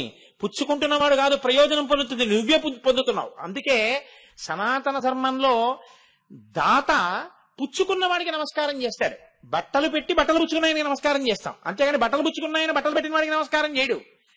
పళ్ళు ఎవరికి ఇచ్చామో ఆయనకి పళ్ళు ఇచ్చో నమస్కారం చేస్తాం, అంతేగాని ఆయన మీరు పళ్ళు ఇచ్చుకున్నారు కదా నాకు నమస్కారం పెట్టండి అనకూడదు. కాబట్టి ఎవరు ఇచ్చాడో వాడు పుచ్చుకున్న వాడికి నమస్కారం చేస్తాడు. ఎందుకని? ఒక్కటే కారణం. అలా ఆయన ఈశ్వరుడే వచ్చి మీ ముందు ఎందుకు పుచ్చుకున్నాడో తెలుసా అండి? లోకంలో ఒక పెద్ద సిద్ధాంతం అవుతుంది. 2 అక్షరములు జీవితం అంతా పాటించిన వాడికి ఉత్తర జన్మల్లో 2 అక్షరాలే ఇస్తారు అని. నాస్తి నాస్తి నాస్తి. కొంతమందిని చూడండి, ఏమంటే కొంచెం ఈ పని చేసాం, అబ్బాయి మన దగ్గరే ఉందండి, నా దగ్గరే ఉందండి అంట, మన దగ్గరే ఉందండి అంటాడు. అయ్యా కొంచెం అన్నం పెడతారా? నాస్తి, లేదు అదలబా. అయ్యా ఓ పంచిస్తారా? నాస్తి, లేదు అదలబా. వచ్చే జన్మలో ఈ జన్మలో నాస్తి నాస్తి నాస్తి నాస్తి, లేదు లేదు లేదు లేదు అన్నాడు కదా, వచ్చే జన్మలో దేహి దేహి దేహి దేహి అంటాడు. ఆ 2 అక్షరాలు ఈ 2 అక్షరాలు చేస్తాడు ఈశ్వరుడు. కాబట్టి నాస్తి దేహిగా మారకుండాలంటే దానం చేయడం ఒకటే కాదు, అది అహంకారమై పడగొట్టకుండా ఉండాలి. పడగొట్టకుండా ఉండాలంటే నువ్వు ఒక సంవిధాదేయం ఒకటి తెలుసుకుని చెయ్యాలి. ఇచ్చి నువ్వు ఉపకారం పొందుతున్నాను అనుకుంటున్నావు, తప్పు. ఇచ్చి ఆయన కన్నా ఎవరు పుచ్చుకుంటున్నాడో ఆయన కన్నా ఇచ్చిన నువ్వే ఉపకారాన్ని పొందుతున్నావు. ఎందుకో తెలుసా? నీ ఎదురుగుండా నీకు పుణ్యం ఇవ్వడానికి ఈశ్వరుడు ఆ రూపంలో వచ్చి తీసుకున్నాడు, ఆర్తితో ఉన్నవాడి రూపంలో. అలా పుచ్చుకున్నాడు కాబట్టి ఇక్కడ నీకున్న డబ్బు పుణ్యంగా మారింది. ఇక్కడ నీ డబ్బుని ఇక్కడే ఉంచి నువ్వు వెళ్ళిపోతే, జీవుడు వెళ్ళిపోయాడు అనుకోండి, డబ్బు ఉత్తరాధికారులు పంచుకుంటారు. నీవు పుణ్యం చేసి వెళ్ళిపోయావు, ఈ పుణ్యం నీతో వస్తుంది. ఇప్పుడు ఈ పుణ్యం నీతో వచ్చింది కాబట్టి ఉత్తర జన్మలో ఏమైంది? నువ్వు ఇలా చెయ్యి చాపక్కర్లేదు, ఇలా పెట్టే చెయ్యే అవుతుంది. ఇలా పెట్టే చెయ్యి ఎందుకైంది? ఇక్కడ నువ్వు పెడదాము అంటే పుచ్చుకునేవాడు వాడు దొరికాడు కాబట్టి. కాబట్టి ఈశ్వర నువ్వొచ్చి అలా పుచ్చుకున్నావు. కాబట్టి అందుకే బలిచక్రవర్తి దానం చేస్తే విప్రాయ ప్రకట స్వరూపాయ భవతే విష్ణు స్వరూపాయతే తత్ ప్రామాణ్య విదే త్రిపాదస్య ధరణిం దాస్యామి అంచున్ క్రియాక్షిప్రుండై ధనుజేశ్వరుండు వడుగున్ చేసాచి పూజించి బ్రహ్మప్రీతం అని ధారబోసే భువనం ఆశ్చర్యమం పొందగాన్. ఇక ఈ చేత్తో చేసిన దానం ఈ చేతికి తెలియనివ్వకండి అంటారు. మళ్ళీ అహంకారమై పడగొట్టకుండా ఉండడం కోసం ఒక్క గురువు గారికి వినా ఎక్కడా తెలియదు. ఎందుకని అంటే గురువు గారి అనుమతితో చేసిన దానం సరి అయిన దానం అవుతుంది. వద్దు అంటే గురువు గారికి ఒకటికే ఉంది అధికారం, అలా చేస్తే అది అపాత్ర దానం అవుతుందయా చెయ్యకో అని చెప్పే అధికారం. గురువు గారికి చెప్పు, చేసేయి, అంతే బాస్, ఎవ్వరికీ చెప్పక్కర్లేదు. అది చెప్పడం మొదలెట్టావో ఆయన 10 మందికి చెప్పి ఆయన ఏమంటాడంటే చూడండి ఎలా వచ్చి చెప్పాడు అంటే తను ఇచ్చానని మనకి తెలియాలని అంటాడు అని మళ్ళీ 4 చెప్తాడు. ఇంకా అక్కడి నుంచి 100 మంది వచ్చి నిన్ను అడిగితే నువ్వు 100 మందికి ఇవ్వలేవు. అప్పుడు ఇది ఎక్కడ గొడవ అని చెప్పి నాస్తి నాస్తి అంటుండాలి. నాస్తి నాస్తి ఇది కొంత దేహి దేహి అవుతుంది. ఎందుకు వచ్చిన గొడవ? ఎవరికీ తెలియకుండా దానం చేయి. అందుకని సంవిదా దేయం. మీరు పట్టుకోవలసిన విషయం ఏమిటంటే ధర్మం అంటే ఎంత జాగ్రత్తగా కట్లు వేస్తారో చూడండి. ఈ ధర్మం వైపుకి నడవడం రావాలి, అది ధర్మం అంటే. ధర్మం చేయండి బాబు అంటుంటారు. దానము ధర్మమునకు ప్రధాన భూమిక. అందున మనుష్యులకు అది ప్రధానం అండి. అందుకే బృహదారణ్యకోపనిషత్తులో ఒక విషయం చెప్తారు పెద్దవాళ్ళు. ఉపనిషత్తులోనే ఉంది ఒక విషయం. వెనకటికి దేవతలందరూ కలిసి చతుర్ముఖ బ్రహ్మగారి దగ్గరికి వెళ్ళారు. దేవతలకు తండ్రి అయినా, రాక్షసులకి తండ్రి అయినా, మనుషులకి తండ్రి అయినా ఆయనేగా. దేవతలందరూ వెళ్ళి నాన్నగారండి నాన్నగారండి మేమేం చెయ్యమని అడిగారు. దా అన్నాడు ఆయన. నాన్నగారండి అర్థమైపోయింది మాకు అన్నారు. ఏమర్థమైందిరా మీకు? నేను దా అన్నాను కదా, ఏమర్థమైంది అన్నాడు. నాన్నగారండి మాకు ఆకలి ఉండదు, మాకు దాహం ఉండదు, మా శరీరాలకి వృద్ధాప్యం ఉండదు, ఎప్పుడూ యవ్వనంలో ఉంటాం, స్వర్గం నిండా భోగాలు, కాబట్టి మాకు భయం లేదు, కాబట్టి భోగాలు అనుభవిస్తూనే ఉంటాం. ఇంత యవ్వనం ఉండి మృత్యువు లేకుండా అమృతం తాగి ఇంత శక్తి ఉండి ఇన్ని భోగాలున్నా మమ్మల్ని మేము నియంత్రించుకొని భోగాలకి దూరంగా ఉండమని మీరు మాకు ఉపదేశం చేశారు. దా అంటే దమం. దమయ మనయ విషయ మృగతృష్ణాం భూతదయాం విస్తార యతారయ సంసార సాగరత అంటారు శంకర భగవత్పాదులు షట్పదీ స్తోత్రంలో. దమయ శమయ మనయ విషయ మృగతృష్ణాం. దమము అంటే మనస్సును నిగ్రహించడం. మా మనస్సును నిగ్రహించుకోమని మీరు చెప్పారు నాన్నగారు. మీకు అర్థమైంది రా పోండి అన్నాడు. దేవతలు వెళ్ళిపోయారు, మనుష్యులు వెళ్ళారు. మీరు మాకు మీరేగా తండ్రి, నాన్నగారు మేమేం నేర్చుకోవాలి మీ దగ్గర? దా మళ్ళీ దా అన్నాడు. నాన్నగారండి అర్థమైంది. ఏమిటి అర్థమైంది నీకు? ఏం చేయమని చెప్పాను? దత్త. మనుష్య ఉపాధికి ఉన్న లక్షణం ఏమిటంటే ఎంతొచ్చినా దాచేయడమే, ఇలా పెట్టడం రాదు. అందుకే ఈశ్వరుడు ఇలా వెనక్కి వెళ్ళడానికి చెయ్యికి అంగీకారం ఇవ్వలేదు, ఇలాగే ఇచ్చాడు. ఇలా తీసి ఇలా ఇవ్వడానికి ఇచ్చాడు, కానీ ఇలా వెనక్కి తీయకు పెట్టడంలో వెనక్కి మడుచుకునే అవకాశం లేదు. దీన్ని అమెరికా అలా పెట్టాడు ఈశ్వరుడు. ఇలా వెనక్కి తీసేయడం అలవాటు చేసిన ఎప్పుడు వెనక్కి ఎట్టుకు తిరుగుతావేమో చేతులని. కాబట్టి దత్త ఇవ్వడం నేర్చుకో. ఇవ్వడం నేర్చుకుంటే నువ్వు తరిస్తావు. ధార్మికంగా ఇయ్యి, నేనిస్తున్నానని ఇవ్వకు, సిగ్గుపడుతూ ఇయ్యి. అది నేర్చుకో మనుష్యుడిగా, అది ప్రధాన ధర్మం రా. అవును నాన్నగారు మాకు అర్థమైంది, వెళ్ళిరామా? వెళ్ళిరండి, శుభం భూయాత్. రాక్షసులు వచ్చారు, వాళ్ళు కొడుకులేగా. నాన్నగారండి మేమేం నేర్చుకోవాలి? ఓ నవ్వు నవ్వి ఆయన అన్నాడు, దా. అంటే మాకు దాయే, వచ్చిన వాళ్ళందరికీ ఒకే ఇంజక్షన్ లాగా. అంటే ఏమర్థమైందిరా మీకు? నాన్నగారు మాకు అర్థమైపోయింది, మేము ఎప్పుడు ఎవరినో వాళ్ళని కొడుతుంటాం, మాకు అదో సంతోషం. మాకు సంతోషం ఏమిటంటే ఇంకోటి ఏడిస్తేనే, అందుని ఎవరినో ఏడిపించి మేము సంతోషిస్తుంటాం. అలా ఏడిపించకండిరా, ప్రాణుల పట్ల దయతో ఉండండి అని చెప్పడానికి దా అన్నారు. దయ, మాకు దయ ఉండాలి, మేము దయతో ఉండడం నేర్చుకుంటాం నాన్నగారండి, వెళ్ళిరండి అనగానే ఇప్పుడు మనం ఏమనుకుంటామంటే, కాబట్టి మనకి దత్త ఒకటే అన్వయం అవుతుంది. మనకి దమం అక్కర్లేదు, దేవతలం కాదు, దయ అక్కర్లేదు, రాక్షసులం కావు అనుకోకూడదు. ఎందుకో తెలుసా అండి, మీరు అందరికీ అన్నీ పెట్టగలుగుతూ కూడా మీ కోరికల్ని మీరు, మీ ఇంద్రియాలని మీరు అదుపు చేసుకోలేకపోతుంటే ఇంకా మీరు దేవతల యొక్క అవలక్షణాలు మీలో ఉన్నాయి, పోవాలి కదా. అందుని దమాన్ని కూడా తీసుకోవాలి. మీరు ఎంతమందికి ఇన్ని పెట్టినా ఇంకోటి ఏడుస్తుంటే సంతోషించే గుణం ఒకటి మీలో ఉందనుకోండి, అది కూడా రావాలంటే రాక్షసుడు ఉన్నాడు కాబట్టి అప్పుడు దయ కూడా తీసుకోవాలి. కాబట్టి మనుష్యులలో మూడు తీసుకోవడానికి అవసరం లేనన్ని మంచి గుణాలు ఉండిపోయాయని నేను అనుకోవట్లేదు. కాబట్టి మూడు మనకి మాత్రం అవసరం అవుతాయి. కాబట్టి మూడు తీసుకుంటున్నాం. అందుకే మీద ఆ దయ, ఆ దానము, ధర్మము, ధర్మం అత్యంత ప్రధానము. ఆ ధర్మం మీద అనురక్తిని, ధార్మిక జీవనాన్ని ఇవ్వగలిగిన వాడెవరో ఆయన రుద్రుడు. అందుకే ఆయన ఘోర రూపంతో ఉంటాడు, ఆయనే శాంతంగా ఉంటాడు. ప్రమథగణములు అంటాం కదండి. ప్రమథగణాలంటే అర్థం ఏంటో తెలుసా? ప్రమథగణము అంటే ప్రమథ అంటే ప్రమద్యంతీతి ఇది ప్రమథ, ప్రమద్యంతి శత్రున్ ఇది ప్రమద. శివుడికి కోపం వచ్చి ఏమిట్రా వాడు అలాగా అన్నాడు అనుకోండి, వాళ్ళు వెళ్ళి మీద పడి పీక్కు తినేసి నెత్తురు తాగి రక్తం తాగి మాంసం తినేస్తారు. వాళ్ళు సభలో ప్రశాంతంగా ఉంటారు. అంటే శివుడు ఏంట్రా వాడు అనకపోతే వాడు ప్రశాంతంగా ఉంటాడు. శివుడు ఎవరినైనా ఏమిట్రా వాడు అన్నాడు అనుకోండి, వీళ్ళు పీక్కు తినేస్తారు. అంటే శివుడి మనసెరిగి ప్రవర్తించే వాళ్ళు ఎవరో వాళ్ళు ప్రమథగణాలు. శివుడు మీ పట్ల ప్రసన్నంగా ఉన్నారనుకోండి, వాళ్ళు మిమ్మల్ని జబ్బలు ఎక్కించుకు తిప్పుతారు. శివుడు అప్రసన్నంగా ఉన్నారనుకోండి, వాళ్ళ కోపం వస్తుంది. శివుడు ప్రసన్నం అవడం, శివుడు అప్రసన్నం అవడం ఎందుకు అవుతుందో తెలుసా అండి? నేను మీకు అదే ధర్మం అంటే ఏమిటో చెప్పింది. నేను అదొక అలా పోతుంటుంది ఏమిటి. స్కాంద పురాణంలో ఒక అత్యద్భుతమైన ఘట్టం ఉంది. పరమేశ్వరుడికి నంది, మహాకాళ అని ఇద్దరు ద్వారపాలకులు ఉంటారు. వాళ్ళిద్దరు ఎప్పుడు ఇలా పట్టుకుని ఉంటారు.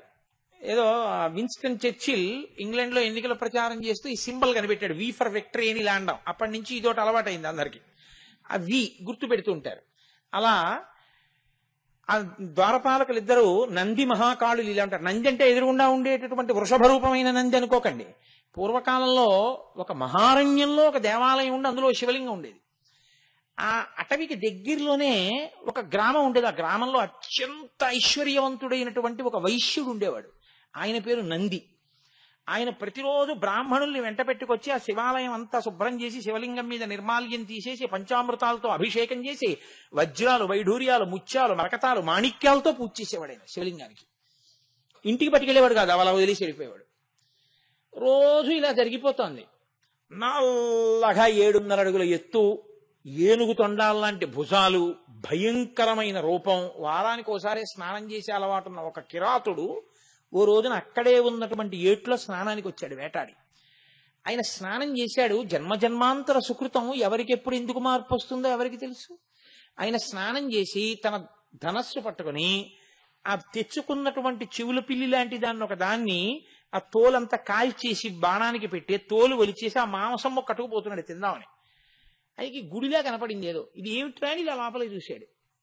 అంతే, అతనిలో మార్పు వచ్చేసింది. గబగబా వచ్చి ఆ ధనుర్బాణాలు అక్కడ పారేసి, నీవే తండ్రివి, నేనే కొడుకుని, ఇన్నాళ్ళు నాన్నగారు మిమ్మల్ని చూడకుండా బతుకుతున్నాను. నా తల్లి, నా తండ్రి, నా యజమాని, నా గురువు, నా దైవం, నా తోడబుట్టిన వాళ్ళన్నీ మీరే. ఇక నుంచి నేను మీకు దూరంగా బతకను, మిమ్మల్ని రోజు చూస్తుంటానన్నాడు. అని అలా ఎందుకు అవద్దు అని ఆయన ప్రతిరోజు అరణ్యంలోకి వెళ్ళి నీళ్లు తీసుకొచ్చి శివలింగానికి అభిషేకం చేసి ఆ మణులు, మాణిక్యాలు, వజ్రాలు అన్ని పక్కకి తీసేసి ఆ తెచ్చిన మాంసం మొక్క రోజున, పళ్ళు రోజున నైవేద్యం పెట్టి, నైవేద్యం అంటే పాపం ఆయనకి ఏం తెలుసు, తినమనేవాడు, శివుడు తినేస్తుండేవాడు. మారేడు దళాలు కొన్ని తీసుకొచ్చి శివలింగం మీద వేస్తుండేవాడు. ఈ నంది ఇలా జరుగుతుండగా అకస్మాత్తుగా ఒక రోజు, అంటే ఈ నంది మహాకాలుడు పూజ చేయడం వచ్చి, ఆయన పేరు ఎవరికి తెలియదు. మహాకాలుడు అంటే యమధర్మరాజు ఎలా ఉంటాడో అలా ఉంటాడు కాబట్టి మహాకాలుడు అనేవారు ఆ కిరాతుణ్ణి, ఆ బోయేవాడిని. ఆయన ఒక రోజు గుళ్ళోకి వచ్చేటప్పటికి ఈయన పూజ మొదలెట్టిన రోజున ఈయన పూజ చేసిన వజ్రాలు, వైఢూర్యాలు అన్ని పక్కకు పోయి మారేడు దళాలు ఉన్నాయి, పైగా మాంసం మొక్కలు ఉన్నాయి అక్కడ, ఎముకలు. అతను చాలా బాధపడి ఇలా ఎందుకు జరిగింది అని పురోహితులను అడిగాడు. పురోహితులు అన్నారు, బెంగ పెట్టుకోక, ఏదో పొరపాటు జరిగింది, తెలియట్లేదు మనకి, రేపు పొద్దున్నే వెళ్ళి మనం అవన్నీ తుడిచేసి మనం పూజ చేసి అక్కడే కూర్చుందాం, ఏం జరుగుతుందో చూద్దాం అన్నారు. ఆ పురోహితుడు, ఈ నంది వైశ్యుడు ఇద్దరు అక్కడ నిలబడ్డారు, ఏం జరుగుతుందో చూద్దామని. ఈ మహాకాలుడు వస్తున్నాడు అంత దూరం నుంచి. ఆయన్ని చూసి హడిలిపోయారు ఇద్దరు. హడిలిపోయి శివలింగం చాటుకు వెళ్ళి నొక్కారు. ఆయన వచ్చాడు, ఇగో తిన్నాడు, ఎలా పోసాడో అలాగే నోట్లో నీళ్లు ఉమిశాడు. ఆ రోజు పళ్ళట్టుకొచ్చాడు, అదృష్టం. ఆ పళ్ళు అక్కడ పెట్టాడు, మారేడు దళాలు వేసేశాడు. శివ, నేను వచ్చాను, కొడుకుని పెట్టాను, తిన్నారు కదా, నేను వీళ్ళు భోజనం చేసి కాసేపు అలా వేటాడుకుని వస్తాను, మళ్ళీ రేపు కలుద్దాం అన్నాడు, వెళ్ళిపోయాడు. వీళ్ళు చూశారు, ఇదేమిట్రా ఇలాంటి పనులు చేస్తున్నాడు, అతన్ని యాన అందామంటే అలా ఉన్నాడు, భయం. అందుకని వాళ్ళు ఏం చేశారంటే, శివలింగాన్ని ఇక్కడ ఉంచొద్దు, వాడేమిటో అలా ఉన్నాడు, ఏమిటి అలా పూజ చేస్తున్నాడు, వాడితో గొడవ మనకెందుకు, ఈ శివలింగాన్ని పట్టుకెళ్ళిపోదాం, పాపం శివుడికి ఎంత ఇబ్బంది కలుగుతోందో అలాంటి పూజల వల్ల, తీసుకెళ్లిపోదామని గుణపాలు పారలు తీసుకొచ్చి ఆ శివలింగాన్ని తవ్వేశారు. తవ్వేస్తే పెద్ద గొయ్యడిపోయింది. ఇప్పుడు 10 మంది మనుషుల్ని తీసుకొచ్చాడు, ఆ శివలింగాన్ని మోయించుకున్నాడు, పట్టుకెళ్ళిపోయాడు తన ఇంటికి. పట్టుకెళ్ళిపోయి ఒక మణివీధి నిర్మించి దాని మీద పెట్టి చక్కగా పూజలు అవి చేసి మరకత మాణిక్యాలతో పూజ చేశాడు. ఈ మహాకాలుడు మర్నాడు వచ్చాడు. అక్కడ శివలింగం లేదు, పెద్ద గొయ్యి ఉంది. పెద్ద ఏడుపు మొదలెట్టాడు. నాన్నగారండి ఎందుకు వెళ్ళిపోయారు నాన్నగారండి, నాకు కనపడకుండా భూమిలోంచి లేచి వెళ్ళిపోయారు, పెద్ద గొయ్య పడిపోయింది, నేనేం చేశాను తప్పు నాన్నగారండి, నా తప్పు పోవాలంటే మీరు వెళ్ళిపోయిన గొయ్యి ఏది ఉందో దాన్ని నా రక్తమాంసాలతో పూర్తి చేస్తానని. ఆయనకి ఇంకేమి శాస్త్రం తెలియదు, అందులో నా మూఢభక్తితో పొట్ట చీల్చేసి ఆ ప్రేగులవన్నీ పీకేసి అందులో పడేస్తున్నాడు. పరమేశ్వరుడు ఆవిర్భవించాడు. ఒక్కసారి ఆయన ప్రమదగణాలతో, నందీశ్వరుడితో, భృంగితో, పార్వతీదేవితో కలిసి ఆవిర్భవించాడు. ఆవిర్భవించి, నీ భక్తికి నా కన్నులు చెమ్మగిల్లాయి నాయన, ఎంత భక్తిరా నీది అన్నాడు. అని నిన్ను నా ప్రమదగణాల్లోకి తీసుకుంటున్నాను అన్నాడు. అలా అనేసరికి దేవదుందుబులు మోగే, శంఖాలు మ్రోగించారు, తప్పెట్లు మోగించారు. నంది పూజ చేస్తున్నాడు వైశ్యుడి ఇంట్లో. ఇదేమిటి, మనం శివలింగం పట్టుకొచ్చేసిన గుడి దగ్గర పెద్ద చప్పుళ్ళు అవుతున్నాయి, ఎప్పుడు వినలేదే అంతంత పెద్ద పెద్ద తప్పెట్లు మోగడం. వెళ్లి చూసొద్దామని పురోహితుల్ని తీసుకుని వచ్చాడు. లోపల పరమేశ్వరుడు నిలబడున్నాడు, పార్వతీదేవి మహాకాలుడితో మాట్లాడుతున్నాడు. మాట్లాడుతుంటే ఇతనికి కళ్ళంబట నీళ్లొచ్చేసి లోపలికి వెళ్ళడానికి భయపడి, నేనింత పూజ చేశాను నాకు కనపడలేదు, మహాకాలుడికి కనపడ్డాడని అతన్ని శివుణ్ణి పిలవలేక అని మహాకాలుడిని పిలిచాడు. అతను ఇప్పుడే వస్తాను, ఇక్కడే ఉండండి, మా స్నేహితుడు వచ్చాడని బయటకు వచ్చాడు. వచ్చి అన్నాడు, నేను పూజ చేస్తున్నానని శివలింగం పట్టుకెళ్ళిపోయారా, నేను బాధపడుతుంటే మా తండ్రి ఆయనే కనపడ్డారు నాకన్నాడు. అంటే ఈయనన్నాడు, ఏదో తెలియక పట్టుకెళ్ళిపోయాను, నేను పూజ చేశా కదా, నాకు భక్తి ఉంది కదా, నా గురించి కొంచెం శివుడికి చెప్పాయా అన్నాడు. అంటే ఈ మహాకాలుడు వెళ్ళి ఇతన్ని చెయ్యట్టుకుని తీసుకెళ్ళిపోయాడు శివుడి దగ్గరికి. పరమశివుడు ఏమీ తెలియని వాళ్ళు అలా నించున్నాడు. ఇతను నా స్నేహితుడు, మీకు మంచి భక్తుడు, ఇంకో కొడుకు, ఈయనకి కూడా ఇందాక నాకు ఇచ్చారు, అది ఇచ్చేయండి అన్నాడు. అంటే శివుడు అన్నాడు, ఇతను భక్తుడా, ఇతను ఎవరో నాకు తెలియదే, సర్వజ్ఞ ఈశాన సర్వ విద్యానాం ఈశ్వర సర్వభూతానాం బ్రహ్మాధిపతి బ్రహ్మణోధిపతి బ్రహ్మ శివోమే అస్తు సదాశివోం. ఆయన అన్నాడు, నాకు తెలియదు ఇతను ఎవరో, ఎవరితను ఎక్కడుంటాడో అన్నారు. అతను ఏడుస్తూ నించున్నాడు. నంది, మీరు ఏమనుకోకండి, మంచివాడు, పాపం ఏదో నన్ను చూసి భయపడి శివలింగం పట్టుకెళ్ళిపోయాడు, చాలా మంచివాడు, రోజు వజ్రాలతో పూజ చేశాడు, వైడూర్యాలతో పూజ చేశాడు, మాణిక్యాలతో పూజ చేశాడు, పాపం పంచామృత అభిషేకాలు అవి అన్నీ చేసేవాడు, ఇతనికి కూడా ఇవ్వండి అన్నాడు. అంటే పరమేశ్వరుడు నంది వంక తిరిగి అన్నాడు, నీ పూజకి ఇవ్వట్లేదు, ఇతను నిన్ను స్నేహితుడిని పిలిచినందుకు నీకు కూడా ప్రమదగణాధిపత్యం ఇచ్చానన్నాడు. పరమేశ్వరుడికి కావలసింది ఏమిటంటే అనుబంధం. నేను చేస్తున్నాను వాడెవడు చేయడానికి అనుకున్నవాడి అవతలవాడి గుండెల్లో ప్రేమ తెలియని వాడు భక్తుడు ఎలా అవుతాడండి? కాబట్టి ఇవ్వలేదు నందికి. మహాకాలుడు చెప్తే నందికి ఇచ్చాడు. ఇద్దరు అప్పుడు ఈశ్వరుడు అంటే ఏమిటో తెలుసుకుని ప్రమదగణాల్లో చేరిపోయారు. అది ప్రమదగణాలంటే. శివ సంతోషం తమ సంతోషం, శివకోపం తమ కోపం, అలా ఉండేవాళ్ళు ఎవరో వాళ్ళ ప్రమదగణాలంటారు. ఇప్పుడు తీసుకెళ్తే వాళ్ళిద్దరికి పార్వతీదేవి పరమశివుడితో సహా ఏదో రాజ్యాలని గెలిచి వచ్చినటువంటి కొడుకులకి హారతి ఇచ్చినట్టు హారతి ఇచ్చి లోపలికి తీసుకెళ్ళింది ఆవిడ. నందికి మహాకాలుడికి ఆ భోగం పట్టిందండి. శివానుగ్రహం వాళ్ళకి జ్ఞానం వచ్చింది. వాళ్ళిద్దరు అన్నారు, మాకు ప్రమదగణాల్లో పదవి ఇచ్చావు బాగుంది, ఎప్పుడో సాయంకాలం ఓసారి దగ్గరికి వస్తారు, పిలిస్తే వస్తారు, మాకు అలా కుదరదు, ఎప్పుడూ చూస్తుండాలి.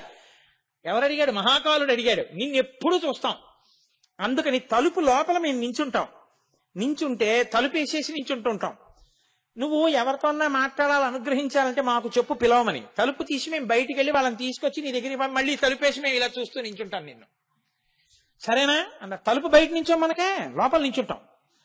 అంటే ఆయన అన్నాడు, సరే తప్పకుండా అలాగే ఇస్తాను. అంటే వీళ్ళిద్దరూ ఆహా సదాశివుడనగా మహాదేవుడనగా భక్తుల పాలిట ప్రీతి కలిగిన వాడనగా శంకరుడనగా సదాశివుడనగా ఆయనొక్కడే అంటే ఆ అన్నాడు శివుడిలాగా సంతోషంతో. అనగానే వాళ్ళిద్దరూ మా ఇద్దరు నేను ఇలా అనుగ్రహించావు పరమేశ్వరా అని ఇలా అన్నారు.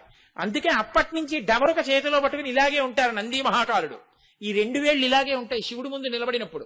దిండి ముండి అలాగే ఉంటారు, దుండి ముండి అలాగే ఉంటారు, నంది మహాకాలుడు అలాగే ఉంటారు. అలా ఎందుకుంటారో స్కాందం చెప్పింది.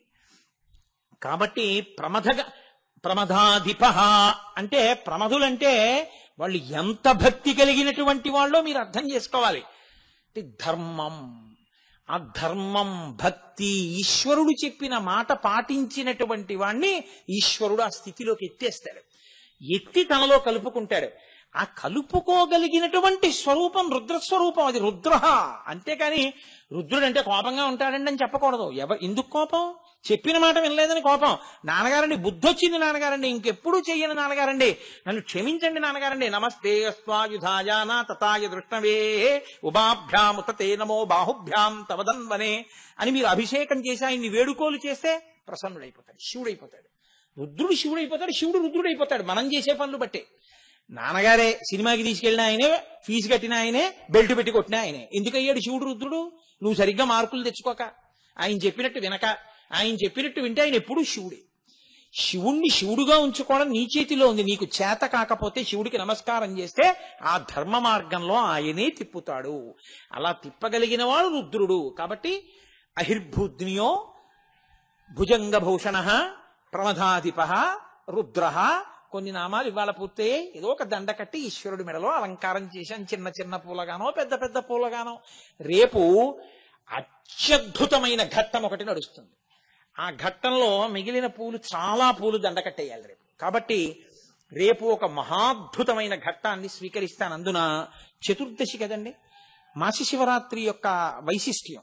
అందుకని రేపటి సాయంకాలం అంతటి అద్భుత ఘట్టంతో శివనామాలు మిగిలిన వాటిని చాలా వాటిని దండ కట్టేస్తాను.